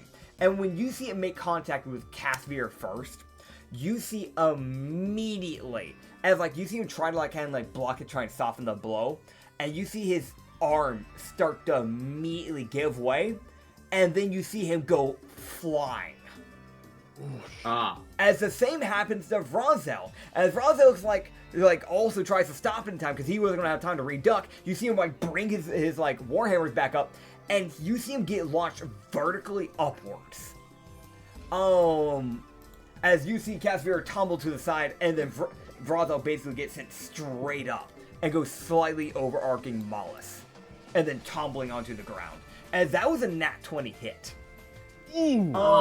Which was really unlucky. I'm going to check to see what damage it has. Lucky enough, it's not a heavy hitting like creature, which is kind of weird to me. And I should have tweaked it. But you know what? Someone else make this monster sheet and I'm going to fucking roll it. I'm respecting their wishes. Their dead wishes. Okay. I don't know why I rolled twice. The other one didn't matter. Okay, cool. So you would see as they take a total of, I need to do the math. Okay, 14. As they both take 14 bludgeoning damage. As they get sent spiraling. And I'm going to roll con saves to see if they get injured, because that does matter. They will not, luckily. Barely. I will mention that Vrozelk almost got injured. Like, he was one away from it. So that could have gone bad real quick. So let me go ahead and real quick just remove that from their health real quick. I will later on make sure that you guys can actually see their health, but for now, you can just be stuck with that. I'll update their sheets later. That being said, you would see that the two of them would start getting back up to their feet. as that is the end of this thing's turn, luckily enough. It has a multi-attack, but it doesn't have bonus actions. It is just a monster at the end of the day. Ooblex, it is your turn. I didn't get a go. Oh no, I'm wrong. I was the fucking skull was wrong. The fucking sheet thing Oh, it glitched was out? yeah, it showed me, and then when you moved it down, it was like, all right, time for Shin, and I'm like, huh? What the fuck? It's trying to fuck with you, man. Don't let it get to you. It's too late. All right, Issa, what's your plan? Usagi, do you have dark vision? No. Fuck. Can't do that then. Okay. You got I'm gonna Eldritch Blast. Eldritch Blast! Which one you blast? Oh wait, yes I. Oh wait a minute. Never mind. Yes I do. I'm an idiot. Oh, you do? Uh, Okay, sorry. I'm gonna. Oh. I'm sorry. Oh, you cut out. Sorry. That's not What'd good. you say? Yes, I do have it. My bad. Oh, 60 okay, feet. okay. Okay, cool. Alright. So what you doing? Fuck. I don't know how to do that. Anyways, Usagi, I'm gonna cast Darkness right here. Okay. So Okay. you can sneak Ooh, that's attack on good. that. I'm gonna cast Darkness Right. Okay. right here on these two guys. So you'd see as Ooblex, how do you cast your darkness? I'm curious. Like I'm kind of canonized with your Eldritch, but you can't just shoot it out of your mouth. What do you do for your darkness? You know when you put like ice in water, it makes like a ripple thing? Like you just fucking toss that shit and like he like kinda like ripples, you know? They kinda just like Okay. gloop. I don't know how to describe it. So like your body kind of like from like your center mass area where your core is technically located, you see that bit of from there, from like basically the center of your body. Your body begins to ripple as darkness begins to form within a 20-foot sphere? It's a 15-foot spear. 15-foot sphere around these two fire elemental little guys. As like yes, it's dark. They should be like bright and you should be able to see them through it, but because it's magical darkness, you don't see them. Despite them being literal fire. Gotta love D&D. But yeah, it's like there's just this random area of just pure darkness. Essentially, the way I kind of run darkness to give you like some better idea of how darkness looks, it looks like basically like black clouds, like midnight pitch black clouds that like surround that little area. Like a mist almost, like a cloudy mist, essentially. What do you want to do with your bonus action? Eldritch Blast. Hell yeah! Who are you Eldritch blasting? Are you shooting Malice? Are you shooting Usagi? What I'm gonna go for Usagi. Okay, cool. Oh, boy. So roll I'm the going hit. for. I'm actually gonna go for this Scorch guy all the way back here. Okay, so you would see his Ooblex then swings around to like a 90-degree almost, and just looks over Chrono's shoulder and begins to charge a blast. So go in and roll your to hit. You got this. Okay.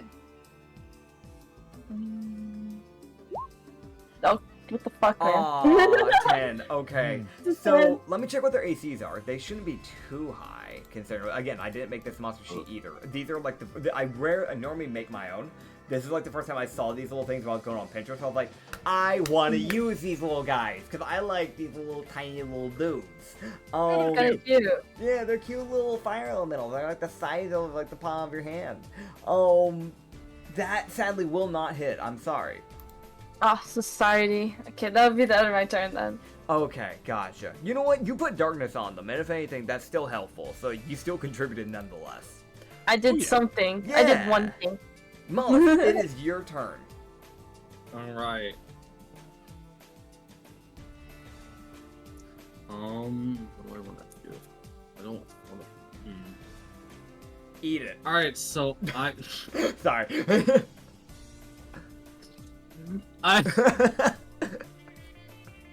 So this. Uh-huh. I have a dumb idea and I want to try it anyways. Do it. I want to effectively, Nitz, you can tell me whether or not this is. Basically, what I want to do is I want to jump up, or essentially go around this thing. Grab onto the back of its neck and basically slam its head into the ground. Okay, so what we'll do is... And basically I'm climbing up onto the thing. Okay. Grab it. So let's do this. I really would feel bad. I want to start like shifting it up so I don't have to make you guys do so many rolls when you want to do cool shit. Because I want you guys to actually just be able to do funny stuff and be creative with how you play. So normally, like, I know in the past I would have been like, yeah, roll an athletics and then roll an unarmed hit. Just roll your to hit. Just roll your unarmed to hit. And if you hit, then you'll make the jump and you'll be able to do it. That's the way I'm going to run that. Because I want you guys not to have to roll so much just to get, like, a cool looking attack. Yay. Also, I have expertise in athletics, so this thing Yeah. actually will. I think I'd have good odds of going down, bitch. Yeah. Like if you did have proficiency at it, then I'd be like, okay, well, you might need a roll. But honestly, you've got expertise, and even just proficiency will be good enough to do that. So yeah.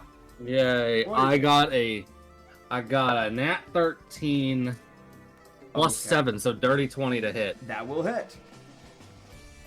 Yay! So go to roll your unarmed damage as basically as you jump over this thing, and like as you're like leaping over its head, you basically turn yourself around midair, grab onto its ears, and then just bring it down with your pure weight, essentially. Ooh. Hell yeah! Nice. As you like use the leverage, like it's kind of like almost doing like a have you ever seen like a reverse diamond cutter? It's kind of like that, where you essentially like as you're kind of going down, you basically go to like a crisscross like situation as you land on the ground, and you basically snap its neck up on your shoulder while holding its head. That's the best way you can really do that. And then if I can just take if I can grapple it so it can't get up to attack the others. That could be your bonus action.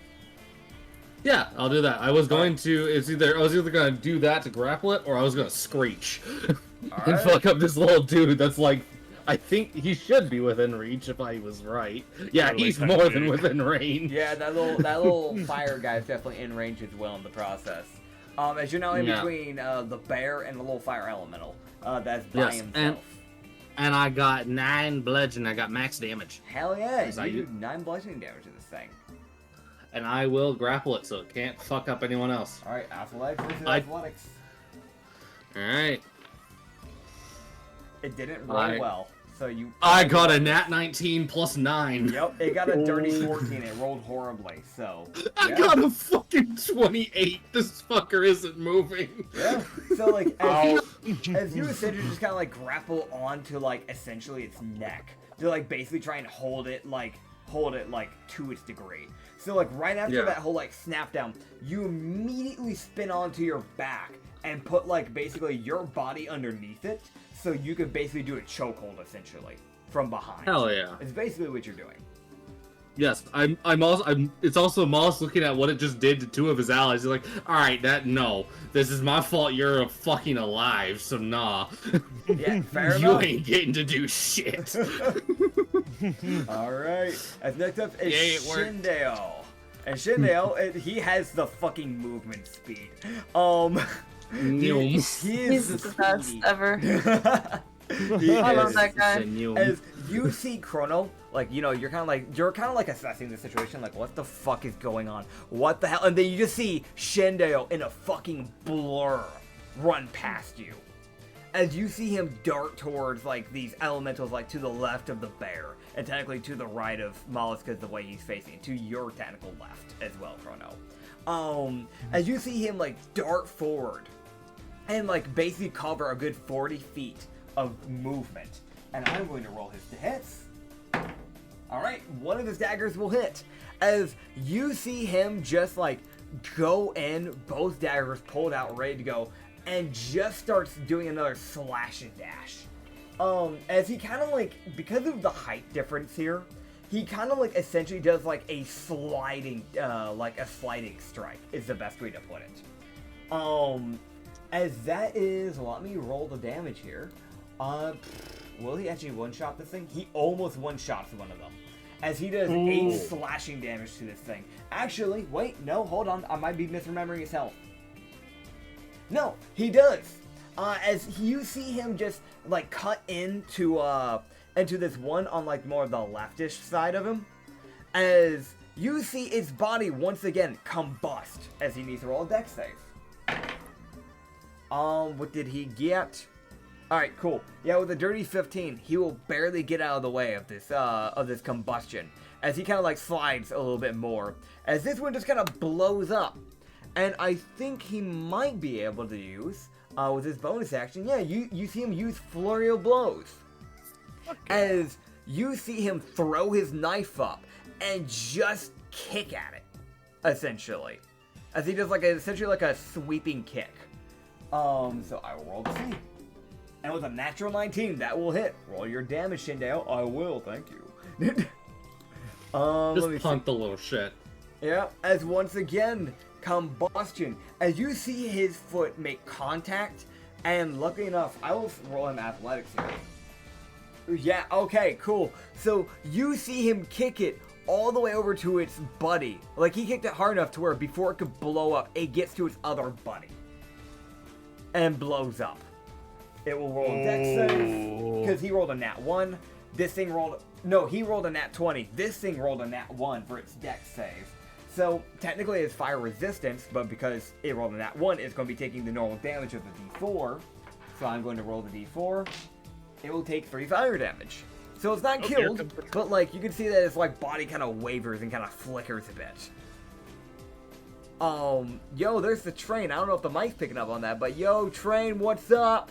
Fuck you and fuck your life. Oh, man. As that's the end of Shindeo's turn. As next up is Chrono.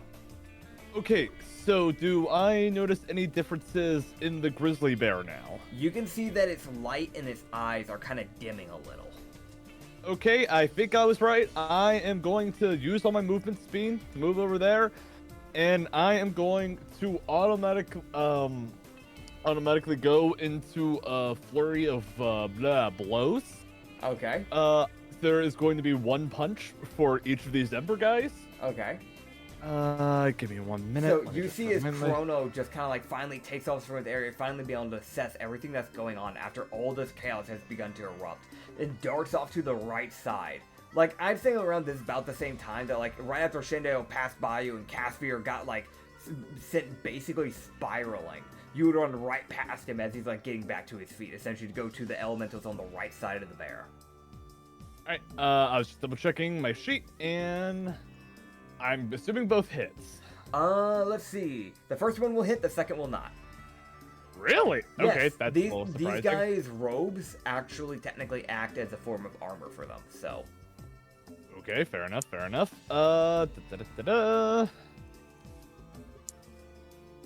See what your damage is. Okay, for the first one, that's 14. Alright, that'll... Yeah, so you do 14 bludgeoning damage to this little, like, guy. As you do this, like, essentially, you know, normally when you do, like, an uppercut, you basically go diving downwards and then pop up, essentially. But because of how short these things are, you essentially do that, except you just don't do the pop-up. It's just like, you like start diving downwards towards it, and then just turn it into a jab, like a very low-waist jab, essentially. As you basically punch through its head, and it's going to combust. Roll me a dex save. Knew that was coming. Yep. That's a 22. Alright, and this other little thing's actually beside it as well, so we'll also need to roll a dex save. It rolled a nat 20. Okay. So, you managed to, like, get out of the way of the embers, and you see as this little thing basically grabs into the embers and absorbs the embers. Ooh. As you see it get a little bigger. Oh. Okay. So, I still have my main action. Okay. Nits, quick question. Nits, if I recall it correctly, you said you allowed us to do bonus actions as main actions? Yes.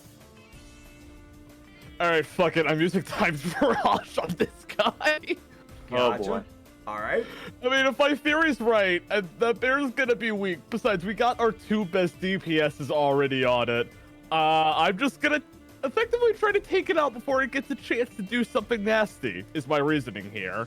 Fair enough. 1 minute.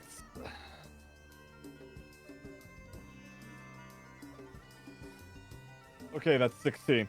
So, Nice. how I'd like to imagine this happens. You miss. I'm sorry. No, you hit. I'm fucking. As Chrono sees like this Ember guy slowly get bigger, Time just suddenly stops fast, and then when it resumes, it just gets smashed multiple times. And Chrono says, "Nope, nope, you're not allowed to do that. Nope." Yep. And it's like you Nice. saw his like body was getting better, and you see like all these punches start going through it, and you can just hear it screaming something in Ignan, and then it blows up. Oh. And when I say it blows up, like it's not a small little like poof anymore. Roll me a dex save. Fair enough. That is a 9. Okay, so it's a little bit higher damage side, but it's not as high as it's not anything crazy. It's not like it's not like it's a nuke. Okay, so Okay, it's just a D8. As okay, that's fine. what the fuck? It rolled max. As you take 8 fire damage, as like it blows up in your face, and like your entire like face and like the front bit of your clothes is like a little smoked now. So like there's like a few pieces, like few strands of your hair that are like a little like singed now because of that. Alright, that's fine. To top it all off as my last thing, as Chrono kind of dusts himself off, he'll turn around and he'll say the Shazar? Is that right? Casimir, right. I don't know why I always keep having trouble remembering that guy's name. You always fuck up his name for some reason. I don't know why him specifically. He's got a simple one too. He'll just turn to him and says, "Hey, want to say something?" Oh, you cut out. You cut out. You cut out. Okay. You cut out. You cut out. What? Wait. I mean, So you want to see what? Oh, I'll say to Casimir just, "Hey, want to see a weird trick?" Go for it. As Chrono will, for the last thing Chrono will do, he will eat a time gear and go into super drive mode. Oh boy. As he Alright. just kind of does like that whole magical explosion thing as he turns to face the bear. Because, I mean, those fire guys are almost done. I think I could start focusing on the bear on my next turn, is my thinking. And enough. I will end my turn. All right. As next up is Casimir, as he is going to, you see him just kind of like crack his like neck to the right, and you can hear like a pretty decent pop because fucking ow, getting thrown like that and getting smacked to hell, not really pleasant. As you see him just come darting back over, and then just once again try to sink his daggers into this thing. As Luckily, it's that- prone. Huh? Luckily, it's prone. Yep. So technically, he has advantage. Ooh. All right. Still, that like the weaker dagger just isn't breaking through. But you'd see that the back curved dagger once again manages to sink in as he just directly stabs it in the side. As it'll take another D4 plus 6 and the necrotic damage as well. As it takes 9 piercing damage and the necrotic damage, which is a total of 20 necrotic damage. As you would see, like, it kind of like wither out a bit of this thing's like skin essentially. As it's you can see that it's starting to make a decent dent on this thing now. As next up is Vrozelk. As you see Vrozelk, after having finally gotten back up from being knocked and sent like 10 feet up in the air, you would see him just kind of like look at this thing with, he doesn't say a word, but it is pretty obvious to anyone, no matter how uninsightful you are, this dude's fucking annoyed. As you'd see him just, instead of doing his like normal barrage of swings, you see him bring his 4 arms up, 2 hands on each warhammer, and just bring it straight down. Ooh! As those are both gonna hit, and his weapons hurt, because that's a 2d8 plus 5. So, Custom Yeshka weapons. Yep, that's- Run. 18 and 18, as he does 36 bludgeoning damage to this thing's like stomach. As he just slams it directly center mass where the stitches are. And you can see where like one of the 3 stitches kind of give out a bit and kind of break away. And also, I saw where Issa said, like, Tibbers from the League of Legends, that is, I'm pretty sure where this design is based off of. But you know what? Fuck you. This is my Tibbers now, bitch. It is Tibbers from League of Legends. Yeah. Listen, man, I had It really is. Listen, I mean, League of Legends, they asked to sponsor me. I said no, but I'm going to take your character anyways. They didn't ask to sponsor us. I'm You know lying. what? That's fair. That's Yeah, fair. yeah. As that is his turn. Yusangi, it's your turn now. Hey Nick, I just realized I made an oopsie when I did my damage roll earlier that Acrid pointed out. First of all, I am very sorry. I accidentally did a +10 to the gauntlet's damage instead of what was supposed to be a +4. Okay. Just keep that in mind next time. Obviously. I'm very sorry about that. Acrid DM'd me being like, how did you get this +10? My dumbass thought he was talking about the 1d10, and then I realized, oh, wait, no, that's a mistake. Yeah, what? Yeah, now you're, yeah. I was wondering why you're getting insanely high damage sometimes. Okay. I saw the +10, and I was like, I'm gonna question, because I don't want to interrupt the combat. But I want to understand, what fucking items does this man have? Yeah. Because I need to get a few of those. Yeah, I think my brain short-circuited. Oh, so you have enough items, and you just I want more. and you just got us into another fight. Oh well, that item. fucking quit crying. It's funny. All right. So boy. next up is Usagi. Yeah, well then you don't get to complain when I do stupid things. Anyway. Have I? Yes. Oh, a well. lot actually. That's basically your friendship with this character in a nutshell. Yes. These characters Now I'm gonna start ribbing you just as much. Anyway. Okay. Anyway, I'm just gonna go shank this guy. Okay. This guy. So. Hell yeah. Alright, I come on. forgot to delete that guy, my bad.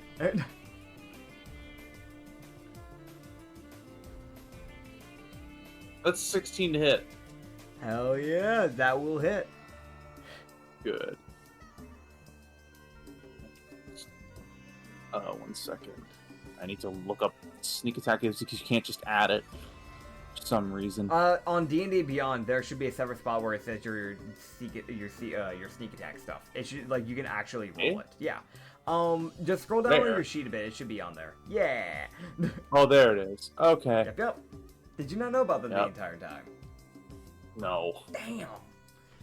Okay. Well, that explains. Listen, I haven't used. Listen, this campaign's the first time I've ever used this one. Fair enough. Usually I use Mistweavers instead. Anyway. Fair enough. That is.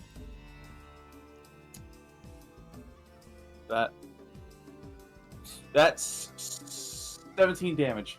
Nice, yeah. So you roll me a dex save, but as you like basically run up to this thing, you just like you bring your sword up to your hip level, and essentially That's an as 11. you approach it, you thrust it forward as it goes directly into this thing's like center mass of its head. As you see it like sever in, and you see it blow up right after. And because of the dex save, you don't manage to jump back fast enough, as it will do a d4 fire damage to you.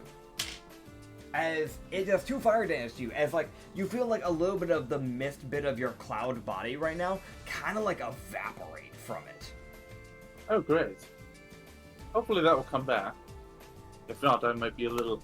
Oh, it might be a good weight loss regimen. But it will come back. The only time something won't come back is if you lose like an entire limb or something like that. Then you. Oh god. Yeah. So be careful on that. You can lose a limb permanently. Oh.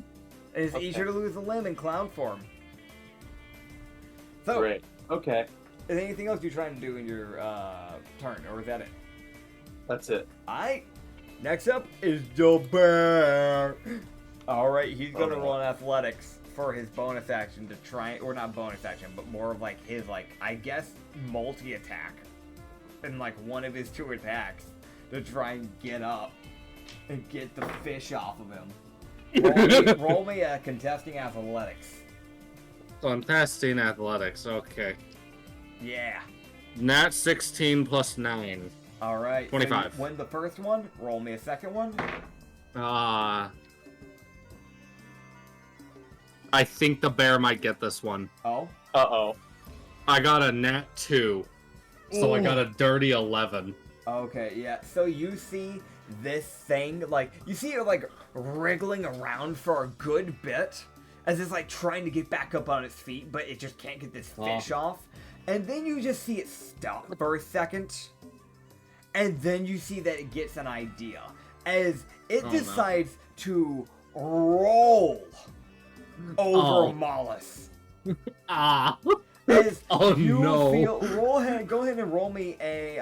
Actually, no, there's no rolling. It's just I just rolled the damage. I'm being real. Yeah, here, no, like, you just ate the I'm damage. not getting out of the way. Yeah. Yeah, no, I'll just eat it. Yeah, there's no getting out of that. I'm sorry, buddy. I was grappling it. It goes two ways. Yeah. Luckily enough, it didn't roll high damage on this. So you're only going to take 10 bludgeoning damage to this. As you feel like it put all of its weight into like basically trying to push itself down on the ground onto your body. As it's like, you can feel like if it rolled max damage, it might have been able to try and break a bone. As you can feel like a muscle pop a bit. And then you feel it get up as it shakes you off its back. Oh, great. Oh boy. So where does it move, and where do I go? You're gonna get thrown up to here, by the way. You get thrown like 5 feet back. As it's not gonna move anywhere, but it is surrounded and it doesn't like that. And that's the rest of its turn because it had to use both of its attacks technically to try and actually get out of that. But you can see it is very much pissed. Neat. Next up is Ublex. I wasted its turn. Success. Success. It is time for me to Eldritch Blast. Do the Eldritch. Who you shooting? Usagi?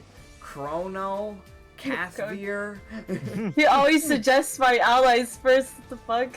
I don't know, man. I mean, maybe you're feeling a little You saucy fucked up. today, you know? I'm gonna Maybe you're hit feeling a bit more aggressive. Yeah. more aggressive. I'm gonna try to hit this You guy. never know. Okay, cool. So, go ahead and roll me your hit as, like, essentially you start to form your beam in your mouth, and you start to aim underneath the legs of the bear Oh god. to try and shoot this little fire elemental in between. Oh, good lord, help me. I don't think. Does that hit? This is 11. Oh, no. That doesn't. I'm Does it damn hit the sorry. bear? I'm gonna- Does it hit the bear? Let me check the bear's AC. Maybe you get a grazing shot or something. You know, you never know. You never know. No, it does hit the bear. You hit the bear. Roll me your damage. I hit the bear. You hit the bear. It moved its leg. That's what we're getting at. Yeah. Oh shit! That wasn't the damage. Well, it's 23 force damage from something. Nah, you know what? Fuck it. No, it takes 23 force damage. It fucking loses his right leg. Oh shit! You see Ublex like aiming like, alright, this little fire elemental is gonna fucking eat dirt. And then you see it shoot this beam. And it takes like the knee down of this bear's right leg. What did I do? It's gonna roll a dex save. And you see it stumble as it kind of like collapses and like it's like now holding itself up by like its left leg and its right arm as it's like trying to like figure out what the fuck it needs to do to get its balance back. Dude, what the hell? I'm evil and fucked up. Oh boy. I just love the accidental number. Fuck it. We run with these. Yeah. Alright, I'm gonna use like bonus action. Alright, what are you doing? I'm gonna hit this guy right here. Okay, cool. Man, The one I here, wanna. Sagi. Okay, so you're gonna shoot those Ublex ones. 25 hit. That'll hit. Ublex Yeah. needs to train this hidden tech on getting a D20 for her fucking Eldritch Blast. Oh man. Yeah, as you do at 8, like, again, you charge up another beam, as you swing around, you're like, I didn't mean to do that, I'm so sorry. You swing around, like, charging I'm so embarrassed. and you're like, I'm gonna hit my ally this time, and then you shoot the fire elemental beside him. And, as it takes 8 force damage, its body fucking blows up, or combusts. It's not big enough to blow up, but it combusts, as its, like, body's basically split in two from the blast. Usagi, roll me a dex save. Oh shit, my bad, Sagi. I mean, either way, if he shanked it, he was gonna have to do it anyways. You're good. Yeah. Okay. Rolling dex save. Give me a sec. Yep. I must know when this hidden tech will be added to base D&D. D20s for fucking Eldritch Blast. Dude, you cantrip just dropped. I got 13. 13? Okay. That is Mega barely beam. that is meeting the DC, so you will not take fire damage. Okay, good. Yippee. Oh man, you know what? Mega honestly, beam. honestly, there might be some point where if you get high enough level, Ublex, and I remember to set this up for you, I might just make a thing where you get to do like a Mega Blast, where it's just a thing where it takes your whole turn, and it might take your next turn, but you get to roll a D100 of force. That would be hilarious. Damn. Once a day. That's a bit You know what? Fuck this grunt in particular. Perish. Oh boy. Oh man. Fires it at a normal fucking person. Alright, I am going to run up behind the bear. Uh-huh. Guess what, bitch? German suplex. Get grappled again. Oh my god. As actually, I actually have an idea. Mhm. Can I take the? Can I pull out the scimitar that I had Okay. that I just took out of the ground? And when I can I jab it into this thing's neck and essentially use the scimitar as like my leverage point on this thing's neck? Sure. Yeah. Technically that'll be damage. So I guess. I don't know what the scimitar's weapon is. I know it's probably just a normal scimitar. Yeah. So technically it still has like the same normal damage, and you're not using the flame devil strikes. So it would just be like a scimitar plus 2, essentially, and then the damage, whatever a plus 2 scimitar would give you, that would be the damage of that. So I guess technically Okay. roll me a to hit, and then roll me a athletics for the grapple. And that'll be your action and bonus action. Yeah. By the way, I'll roll an NPC visuals. I'll just send you guys what it is. Ish yish. That's what this is. So, Yeah, I was wondering what the scimitar looked like. yeah, I tried to describe it Whoa. with my ability, but Nice. Yeah. it looks. Oh, like it recharges in the middle of a fight. That's cool. Yep. That's cool. I like Yep. that. All right. I'm gonna take a stab. Whoa. Hell yeah. Apparently, I'm fucking proficient in scimitars. Neat. Hell yeah. Or I'm actually Oh, no, I'm boy. not. It just has a +2, so I get the same damage as everything else. Oh, Woo. okay. Fucking dice. That is a dirty 18. Hell yeah, that'll hit. Yeah, for That's sure. a dirty 18 to hit. Mhm. And athletics. Yeah. That's a dirty 21. All Did right. did I do my math right? No, 22. Okay. Yeah, it fails. So yeah, go ahead. Yay! Stab I'll it in. fucking D6. All right. What the fuck? I got a 6. Damn. I rolled a 6 plus 7, so that's 13 from the scimitar. No. Hell yeah, I'm gonna add that in. Gotcha. All right, is that the end of your turn? I believe with me grappling it and stabbing it. Yes. All right. You can see that this thing is probably in a crippled state at this point, as it was already struggling with its, like, you know, ability to stand now. Its lights are pretty much flickering at this point. And like you've opened up quite a few open areas now in this thing. As next up is Shindale.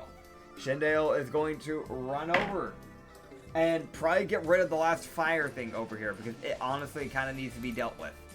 Well, he combined into it. Hold on, that didn't happen. You didn't see that. As he's going to swing at this thing, and you see him just slash into this thing with his back curved dagger. And you see his body just again combust upon contact with the Nice. back curved dagger. Or not the back curved dagger, just his dagger. Sorry, I don't know why I call it the back curved dagger. Casimir is the one that has that. As he's going to roll his dex save, you see that he does get burned a little. Let me roll that. All right, that is 3 fire damage. You see him take this 3 fire damage as it's like basically some of the embers just get onto his skin and just kind of scorch him a little, essentially. As next up, actually no, he can then make his way on over to the fucking Timbers. And you already killed, that guy's already gone. All right, yeah, so it's really just down to the bear. As he's going to use his flurry of blows on the bear. As he'll begin swinging. What the fuck? As he rolled a nat 20 for his first flurry of blows. Both of them are going to hit. As you see right after swinging at this thing with his main action, you see him immediately dart over from the fire elemental spot to the bear, and immediately come running in with just a flurry of kicks. And because he does wield daggers at the end of the day, it would be inconvenient to try and do punches with that. So I'm going to roll his unarmed damage. As he does 18, because the crit doubles it, he rolled max damage. So 18 bludgeoning. And then another max damage of 9. As he does 27 bludgeoning damage to the thing's back as it's being grappled. Damn. As he just kind of like center mass kicks it like in the back area, essentially. Well, not center mass, but more like to the rightish, because otherwise he'd be hitting Moss in the process. As next up is Chrono. This thing's probably about close to being dead. Alright, time to hopefully finish this. Plain and simple. Main action. Punch. Alright. 14. You met. No, you hit. Okay, cool. Swear to God, if it missed, I was gonna cry. Dude, I mean like an 11 hit before. If I just went, yeah, no, actually, no, you missed now. Because I said, fuck you. Okay, I double checked my character sheet. So since Chrono's in the super drive state, if I understand correctly, he gets a +4 to damage whenever you use attacks. If I understand correctly. Possibly. I'd have to actually go and reread the entire item. It's been a while since I made that, so. Hang on, I can pull up the rating for you. Sorry, I was rereading it because I was like, all right, it's been a minute. Let me just be safe here. If you just want to like copy and paste it to me, then I can double check. Oh my God, what am I doing with my life? All right, here it is.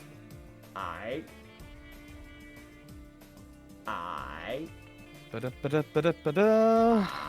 There it is.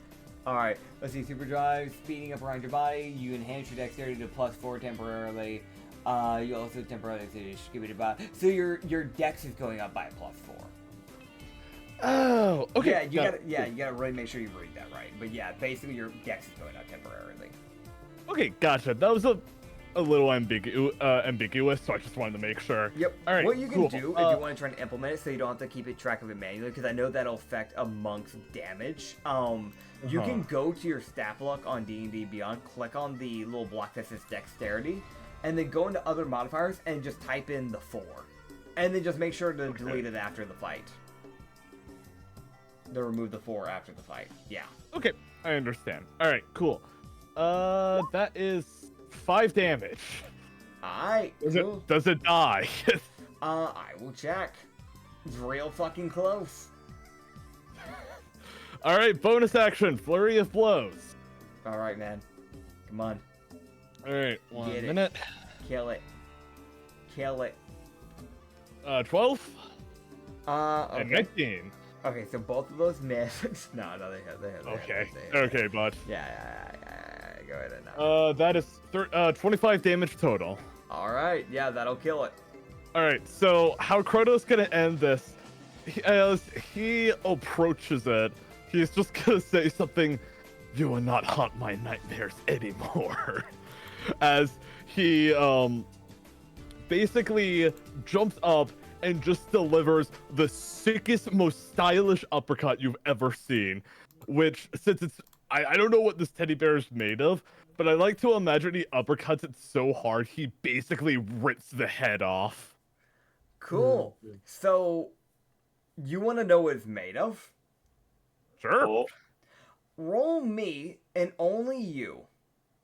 Roll me a... I'm going to give you an option. Roll me either an investigation or an insight. Okay, well, it's not a dexterity save, so sure. 8. That was for investigation. Okay, you got an Wait, 8. what? Wait. Oh, I should have rolled for insight. Wait, my modifier's higher. I'm stupid. Too bad. So sad. I wouldn't do much anyways. Yeah. So the one thing you'll at least notice no matter who you are, so you won't get any extra information, but the one thing you do realize is that when you kick its head off, inside of the head is a skull. Oh. But like, what kind of skull? Investigation. Oh. On it. 17. You already rolled an investigation, you bitch. But That would have been I hate to tell you, but that actually would have been a part of your thing. If I'm being genuinely honest, that would have, yeah. oh, Yeah. no, I thought that was like, well, it's that would have falling. just gotten you information in general about the bear. That includes the skull thing. Yeah. Oh, gotcha. Okay, you're implying the battle is over and the skull's probably on the floor. Got it. I thought you were like implying during the head ripping. I'm saying that like, because like I really don't know how else to say this. It's the fine, it's skull's fine, don't worry inside about the it. bear head. Don't worry about it. All right. Go and roll your investigation. By the way, Usagi. Because you're curious. Okay. Yep. That's 23. All right. Yeah, that's not the bear's head. That's for fucking sure. That's a human skull. Oh Oh, my.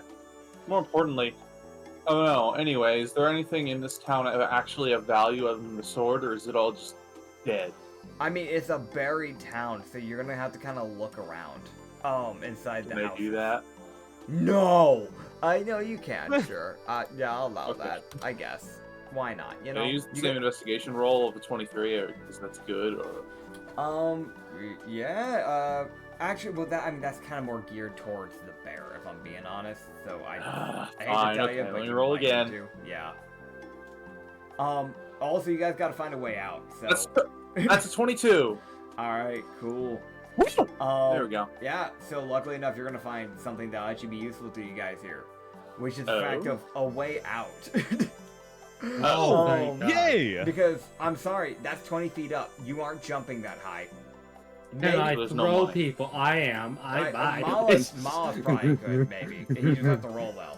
But like, I have the jump ring. yeah. Mario I have wall the gravity jump. ring. Huh? Two of us are fine. Everyone else is screwed. Yeah, that's what I'm saying. Like the rest, yeah, that wouldn't work for everybody. Besides, Throw them. besides the obvious, like, well, not obvious. You like go through like a bunch of buildings, like just kind of checking things out, Usagi, and a lot of these buildings are pretty just, I don't know, like empty. It's like broken down furniture that kind of like rotted away, things like that. You would find like a few rupees, not a whole lot. You found like 25 rupees, kind of like going over through this area. Again, Yeah. this was probably like a town that just didn't prosper. Okay. The towns that actually do well enough to actually stick around, normally one of the first things they do when it comes to their funding is that they'll buy wind rooms, that'll essentially be placed around the town to keep the villages from being buried by the constantly moving sand. Because that's an actual problem with desert countries, is that things can get buried over time because of the constant moving of the desert rooms and Okay. dunes. So they probably just didn't have the funding for it. So it's that thing of like, there's not too many things of use here. Probably the only properly useful thing was that scimitar here, which, to be honest, either that was probably a guard's like scimitar, or someone might have attacked the place at one point. Maybe there was a raid, because there have been past civilizations in Gal before the current kingdom. There's a shot that maybe it was a different, like, maybe it was, like, different towns clashing, or who knows, you know? Obviously whoever was here had some spite before they died, because they put a scimitar into the ground and enchanted a bear and summoned fire elementals. So... Can I check the spot where I pulled the sword out of from? Yeah, you can. Investigation, I'm guessing? Yeah, go ahead, investigation.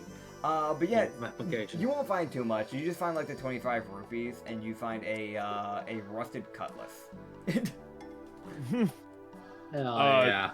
Chrono's just gonna kind of walk up to you, Malice, and he'll just, as this transformation kind of fades away, he'll just say, Malice, just, was it worth it?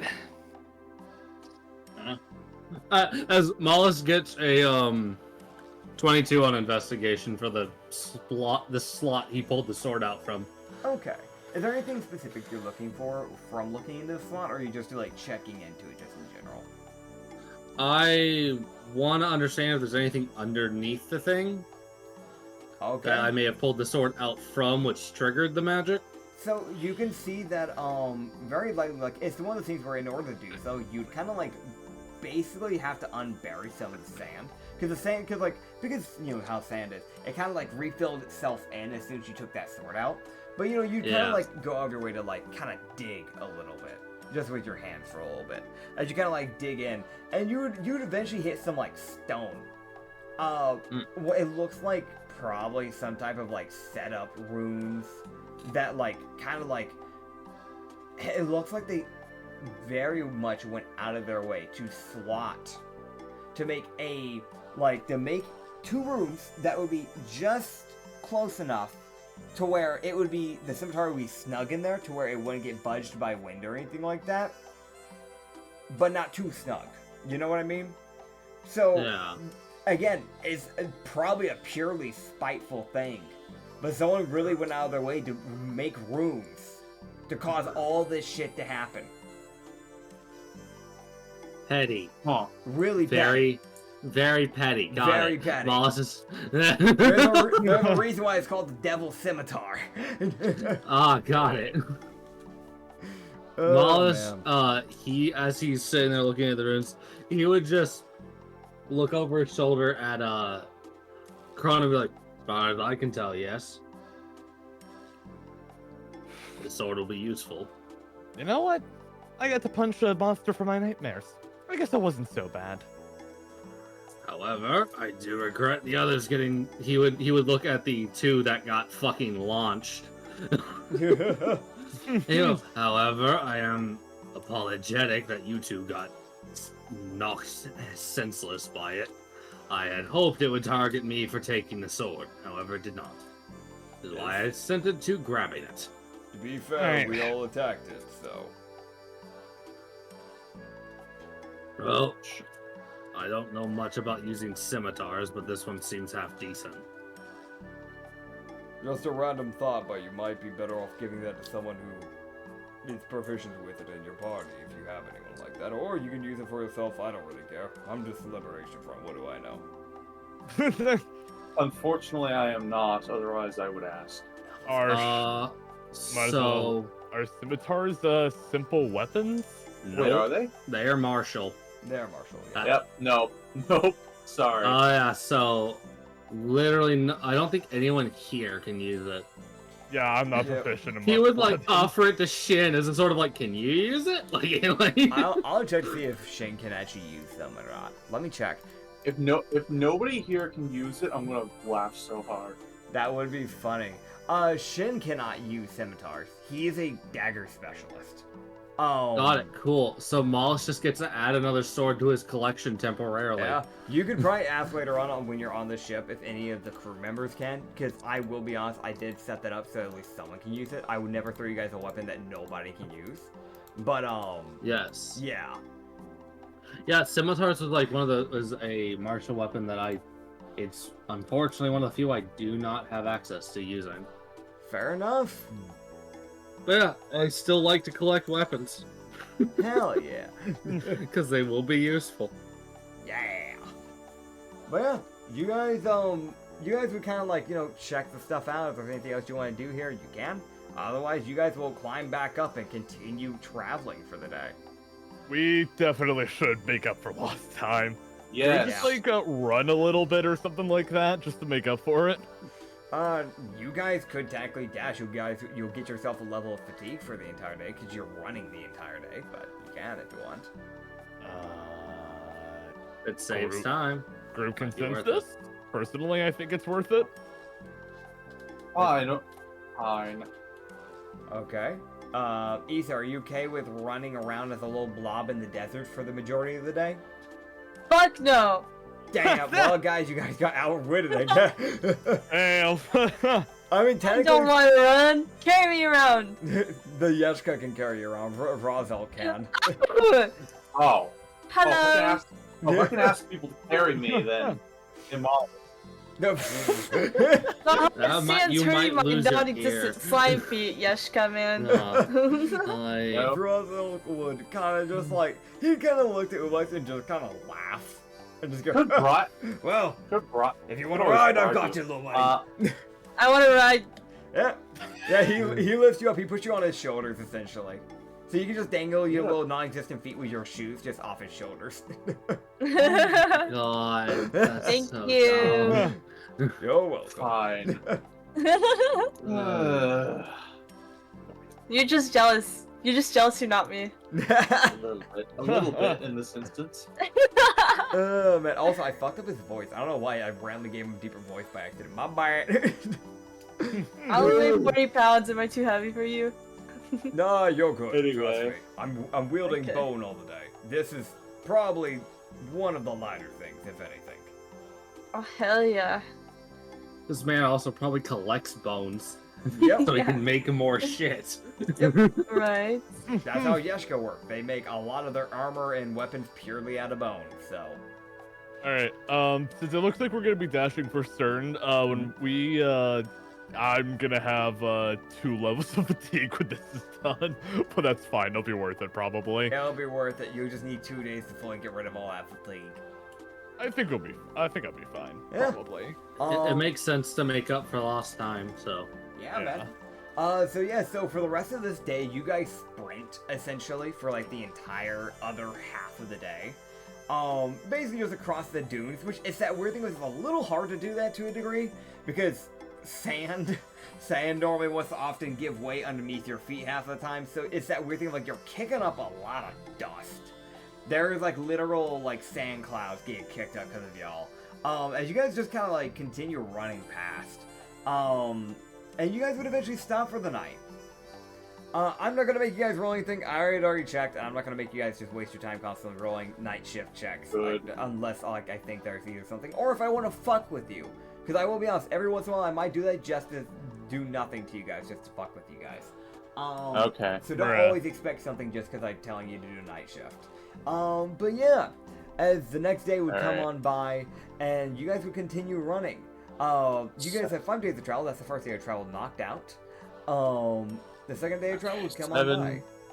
Alright, Mhm. 7 days. Wait, no, 6 days. 6 days. I forgot to put the last one. 6 days until I get my balls back. Okay. Yep. Suddenly, go. Keek has appeared. No. We can travel as normal to avoid getting overtired. Yep. Yeah. As you guys continue to, like, basically travel across this desert, and I'm gonna be honest, these next few days go by somewhat kind of quick, actually. Oh, good. But there is one interesting thing that I will say. Oh, On no. the last day of travel, Wait, so how many days has it been? Please. there was a total of 5 days in between the 2 towns, so this would be the 5th day. So it's 4 additional days. Put me a timer. Yeah. Okay, cool. Only 2 days until I get my groove back. We're almost Yep. there! So You'll one be able day to re-add after. your original race back. You And no longer get my have to be balls! no longer be a Kikas elemental. So Oh, good. here's the Okay. thing. I'm going to change this up real quick. So you guys would continue traveling through this desert, and you guys are like maybe like 2 or 3 hours away from town. And Mollis, Mm. Oh, boy. this is something that would mainly catch your attention. Well, actually, Oh, boy. your and weirdly enough, Ublux's attention for different reasons. Oh, no. Alright. Oh, Nonsense. boy. Because with Ublux being a warlock, Arcana would be going off the fucking roof right now. On the other hand, this is more related towards Mollis, so it's kind of a mixture of the two. You two would easily be able to pick up on it. The others would probably be able to pick up on it a bit later. So you can feel this almost like ripple of reality. Kind of like just shift. And it's not a bad one. It's just that it's off-putting. Because normally you don't feel, if anything happens to reality, normally you don't feel that. But it's like something within it's like the arcana that surrounds the natural atmosphere gets kind of messed with. There's always, with my world, there's always arcana flowing throughout the entire environment, and there's always a thing called curse that's always flowing around. Essentially, Arcana acts like oxygen and Curse is like carbon dioxide. So every time you use your Arcana, you're constantly making Curse in the process. So if enough Curse, is created, it can start forming and basically making things sentient to a degree. That's not what this is about. I'm just giving you some extra little information because this is something that any person in this world would know. It's kind of basic information. That's how things like Eldritch Tomes that come to life become a thing. Just because people are using too much magic in one spot in just an overly cursed area. But you would realize that something about the Arcana within, like, the air has kind of shifted in a very odd manner. And, it wouldn't take much to realize, for Mollis and Ublex, it's kind of coming from the east. You guys are traveling north. It's coming more from the east. So my question is do you wish to continue going north, or very temporarily take that quick little trip east and see what the fuck is going on? Suppose Mollis would point out, and he would point out he's gonna. Oh, cut out. Yeah. What? No, dude, it's the day of the cutouts. Miles is gonna what? Damn. I think his internet may have given out. Un momento, por favor. Gotcha. Understood. We are gonna pause real quick. And we're back. It just had to get fixed real quick. There are some internet complications. It happens. My internet, the thing that I'm used to give my computer internet, literally just decided, what if I rebooted forcibly? Bruh. No fucks to give. Bye, internet. And I'm like, that's so here's the thing, right? As you guys start journeying east, it's not long. It's like 5 minutes walking east. And you can feel, to this point, it's like anyone else can also feel this. You could be monolith and you could still feel this. There is this heavy shift. It is like the mana around the area is being drained.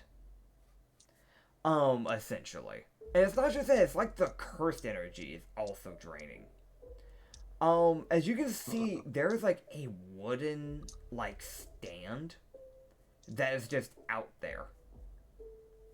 Huh.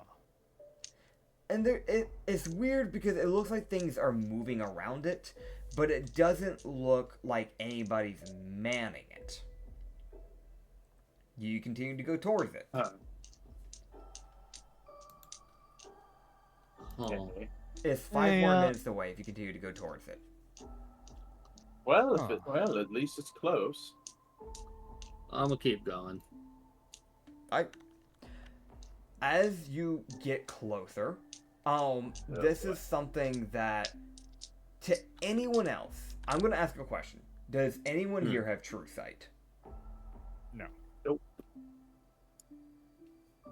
I have blind sight with that. Okay. So that means that the only person that's going to see this is the person that it is allowing them to see this, which is Mollis. Ah. Okay. In other words, if you want to be able to see this guy without him concealing himself for you, you would need true sight. As I'm going to send in NPC visuals so everybody can see it either way, because I'm still going to have to describe it. Just know that only Moss can see this.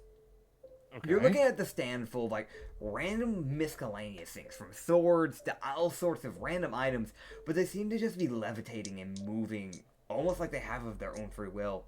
But the mollusk, he would understand why.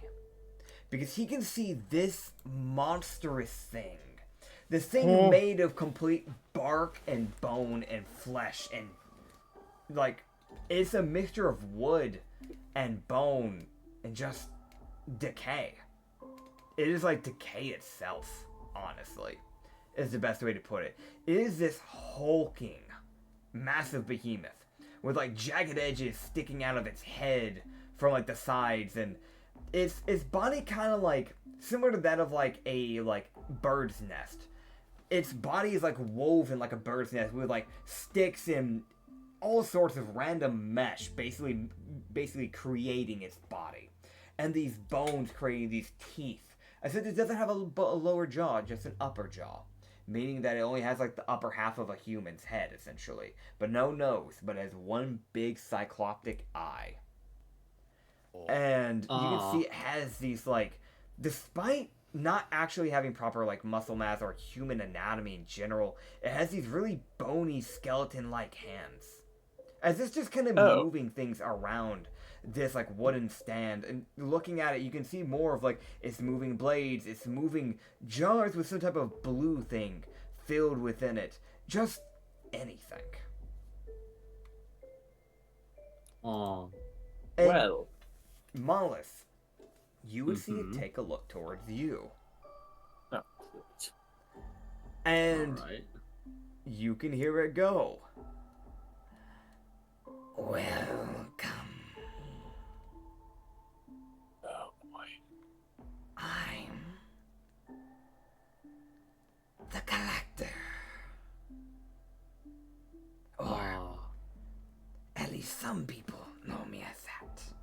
Though in some worlds, I would be known as a fraud. As there is a different god known as the same thing as me. So hello. Call me the fraud. Greetings. As he would just say that, as everyone else would just hear Mollis say greetings, as he gives a slow nod of acknowledgement as he'll keep moving forward. Yep. Now here's the fun thing. Before you answer real quick, Dylan, this is something you will need to know in case this might impact what you're about to say. To anyone else in the party that isn't Mollis, it is immediately translated to him what he is speaking. In order for you to understand what he is saying, it is celestial. And something else to keep in mind, that for anyone else, while it is clear as day to what he is saying to Mollis, for anyone else, it sounds muffled. Insanely muffled. Sorry. But yes. Is he actually speaking, or? Yeah, that's what I was wondering too. He is actually speaking, yes. Just in Celestial, and it's very dampened. Alright, I understand Celestial, so I can follow along in this conversation. Okay, fuck, I don't. Alright. Damn it. If I remember correctly, the only person that knows Celestial is literally Chrono, so... Yeah, I don't speak Celestial. I speak Abyssal. I speak the opposite. Yep. But for you, it's that weird thing of, so for some reason, you can understand it. So, take that what you will. Is anybody gonna relate? Is anybody gonna relate this? I mean, you can see that, like, Shendao is kind of like... He's definitely squinting his eyes, like, what the fuck? So, like, yeah, like, he's giving you that nod, that slight nod, Yusagi, of like, yeah, I don't know what that's saying, or what's speaking. What in general is speaking. What is speaking? What is he responding to? Yep. But... Okay. Mollis, you would see it just go... So... I heard you've been collecting.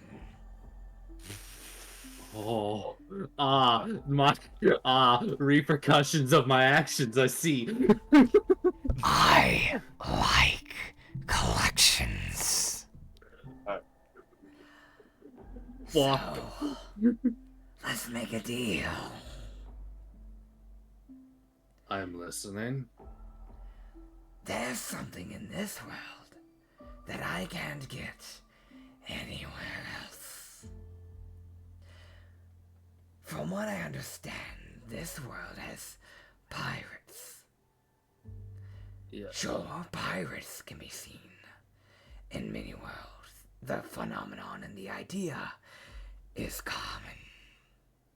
However, the bonds created by pirates and the crews formed are special to each of their own. Bring me Jolly Rogers, and I will give you a lifeline. Should you ever die, I will make sure your life is secured. I do believe as Moss does have one.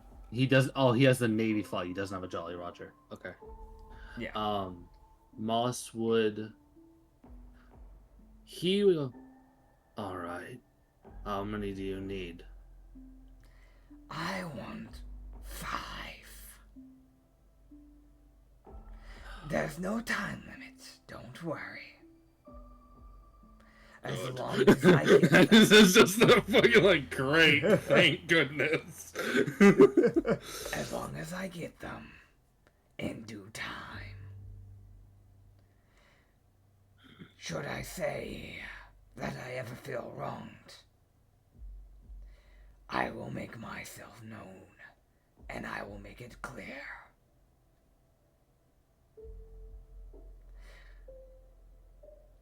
But if I may, I know you're going for the Blink Pirates. I want that flag. So bring it to me.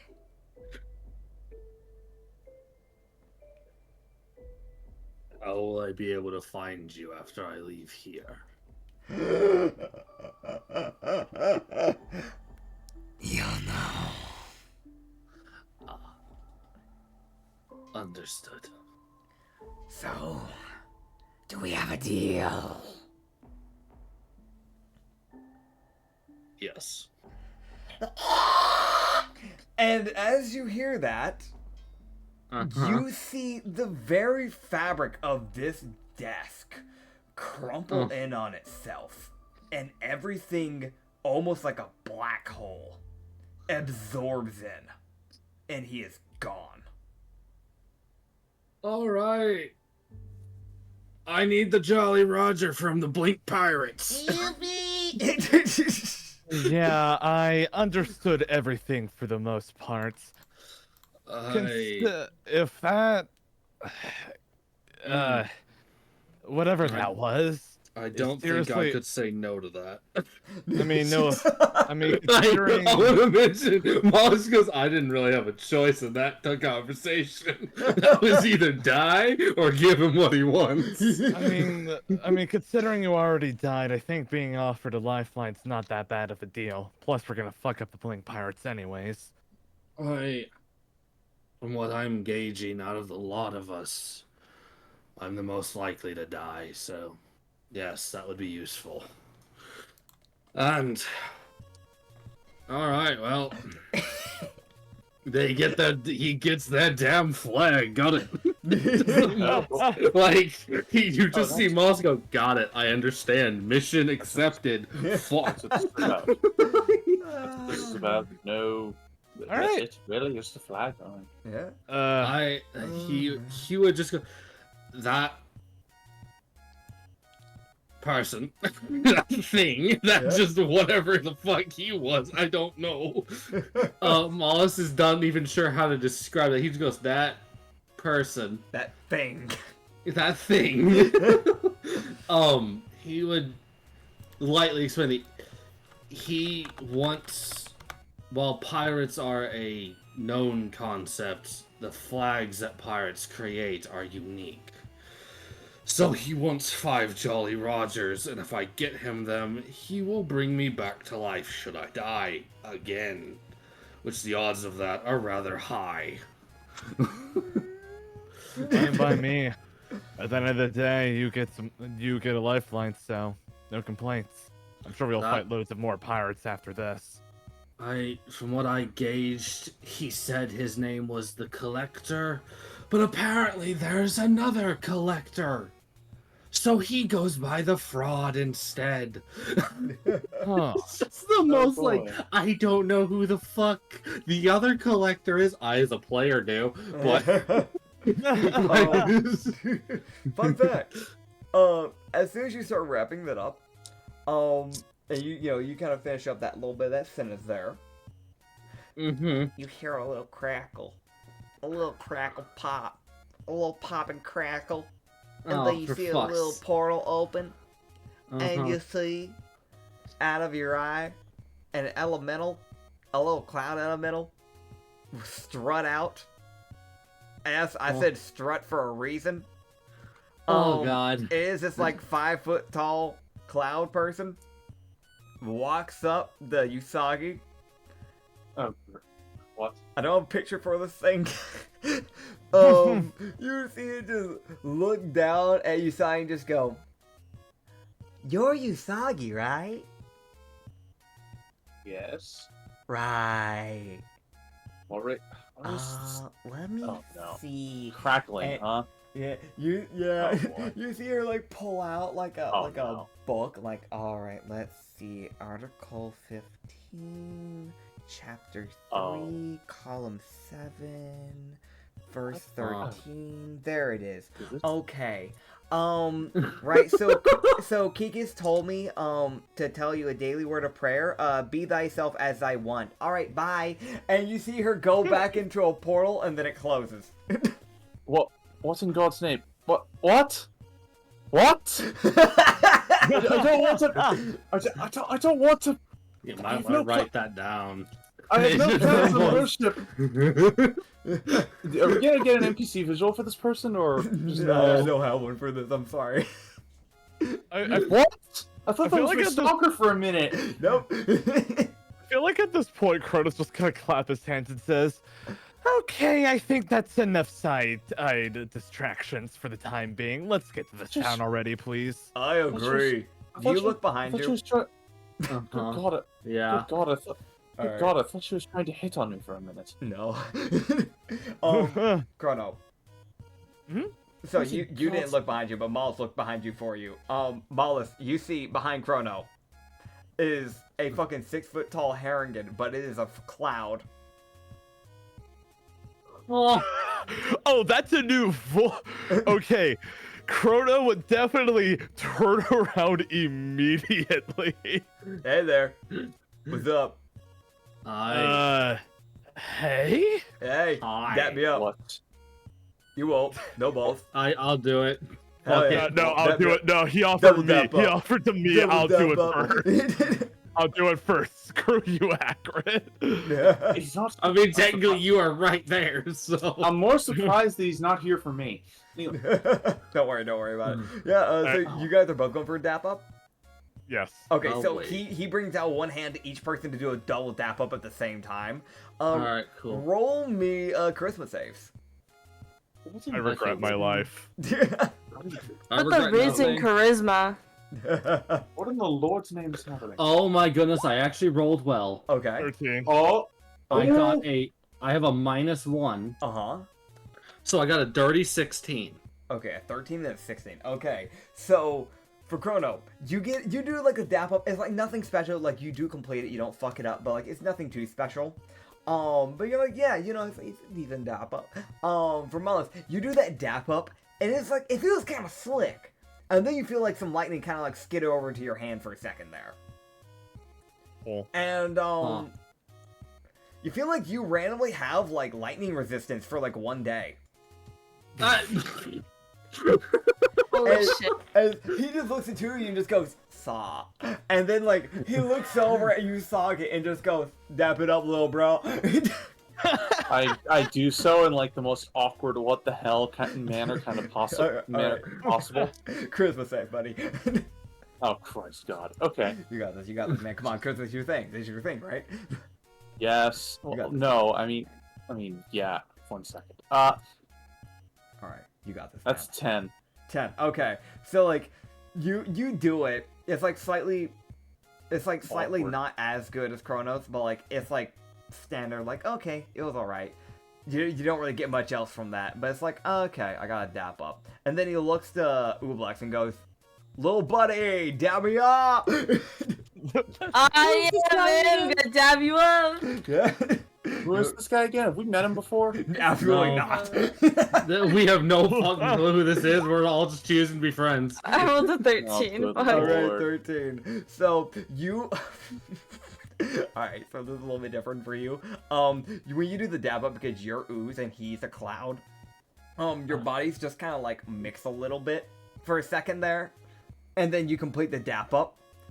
So you just got like a very small little bit of like water in you. You gain like 1 centimeter of water. Congrats. And then he just looks over and just goes, saw, and then you see him just open a portal and walk out. Okay, Chrono is just gonna clap his hands even louder, sounding a little annoyed, just saying, okay, like I was saying, let's get to this town, please. Yes, Yeah. please. Good God, I have a girlfriend to meet. And important things to sell. Valid. As you guys would start making your way to town, you get really, really, really close. Like really, really, really. Oh, how really many close. fucking things else? happen Oh, Is my stalker finally gonna show up? Dude. You get really close. You're like 5 minutes away from town, and you re-see someone. Remember when that back during the boat when everything happened, and there was that one tiefling Asimar guy that was like trying to be the peacekeeper of Mullis and the paladin trying to swing at each other, Yes. Oh, which that eventually guy. led to the court case. Yes. Oh, for fuck's sake. You see him show back up as like he is face palming profusely, Oh, for fuck's sake. and he just goes, Oh, God. "I'm so sorry, Kikas. I don't know what Kikas is doing. I'm so sorry. Hey man, I was just I sent them to tell you, Usagi, Usagi Didotomo. I told them to tell you that the whole clown thing is over and they're supposed to have undone it for you. I don't know why one of them came to you with the prayer thing, and while the other one started dapping you up. I fucking hate them. Right, let me... And you see him just, like, put a hand on you, Usagi, as you start turning back into a Herringen. Yes! Finally! Thank you. You just look at you and just go, I'm so sorry. And then, like, walks away as the portal opens. Yeah. Just gonna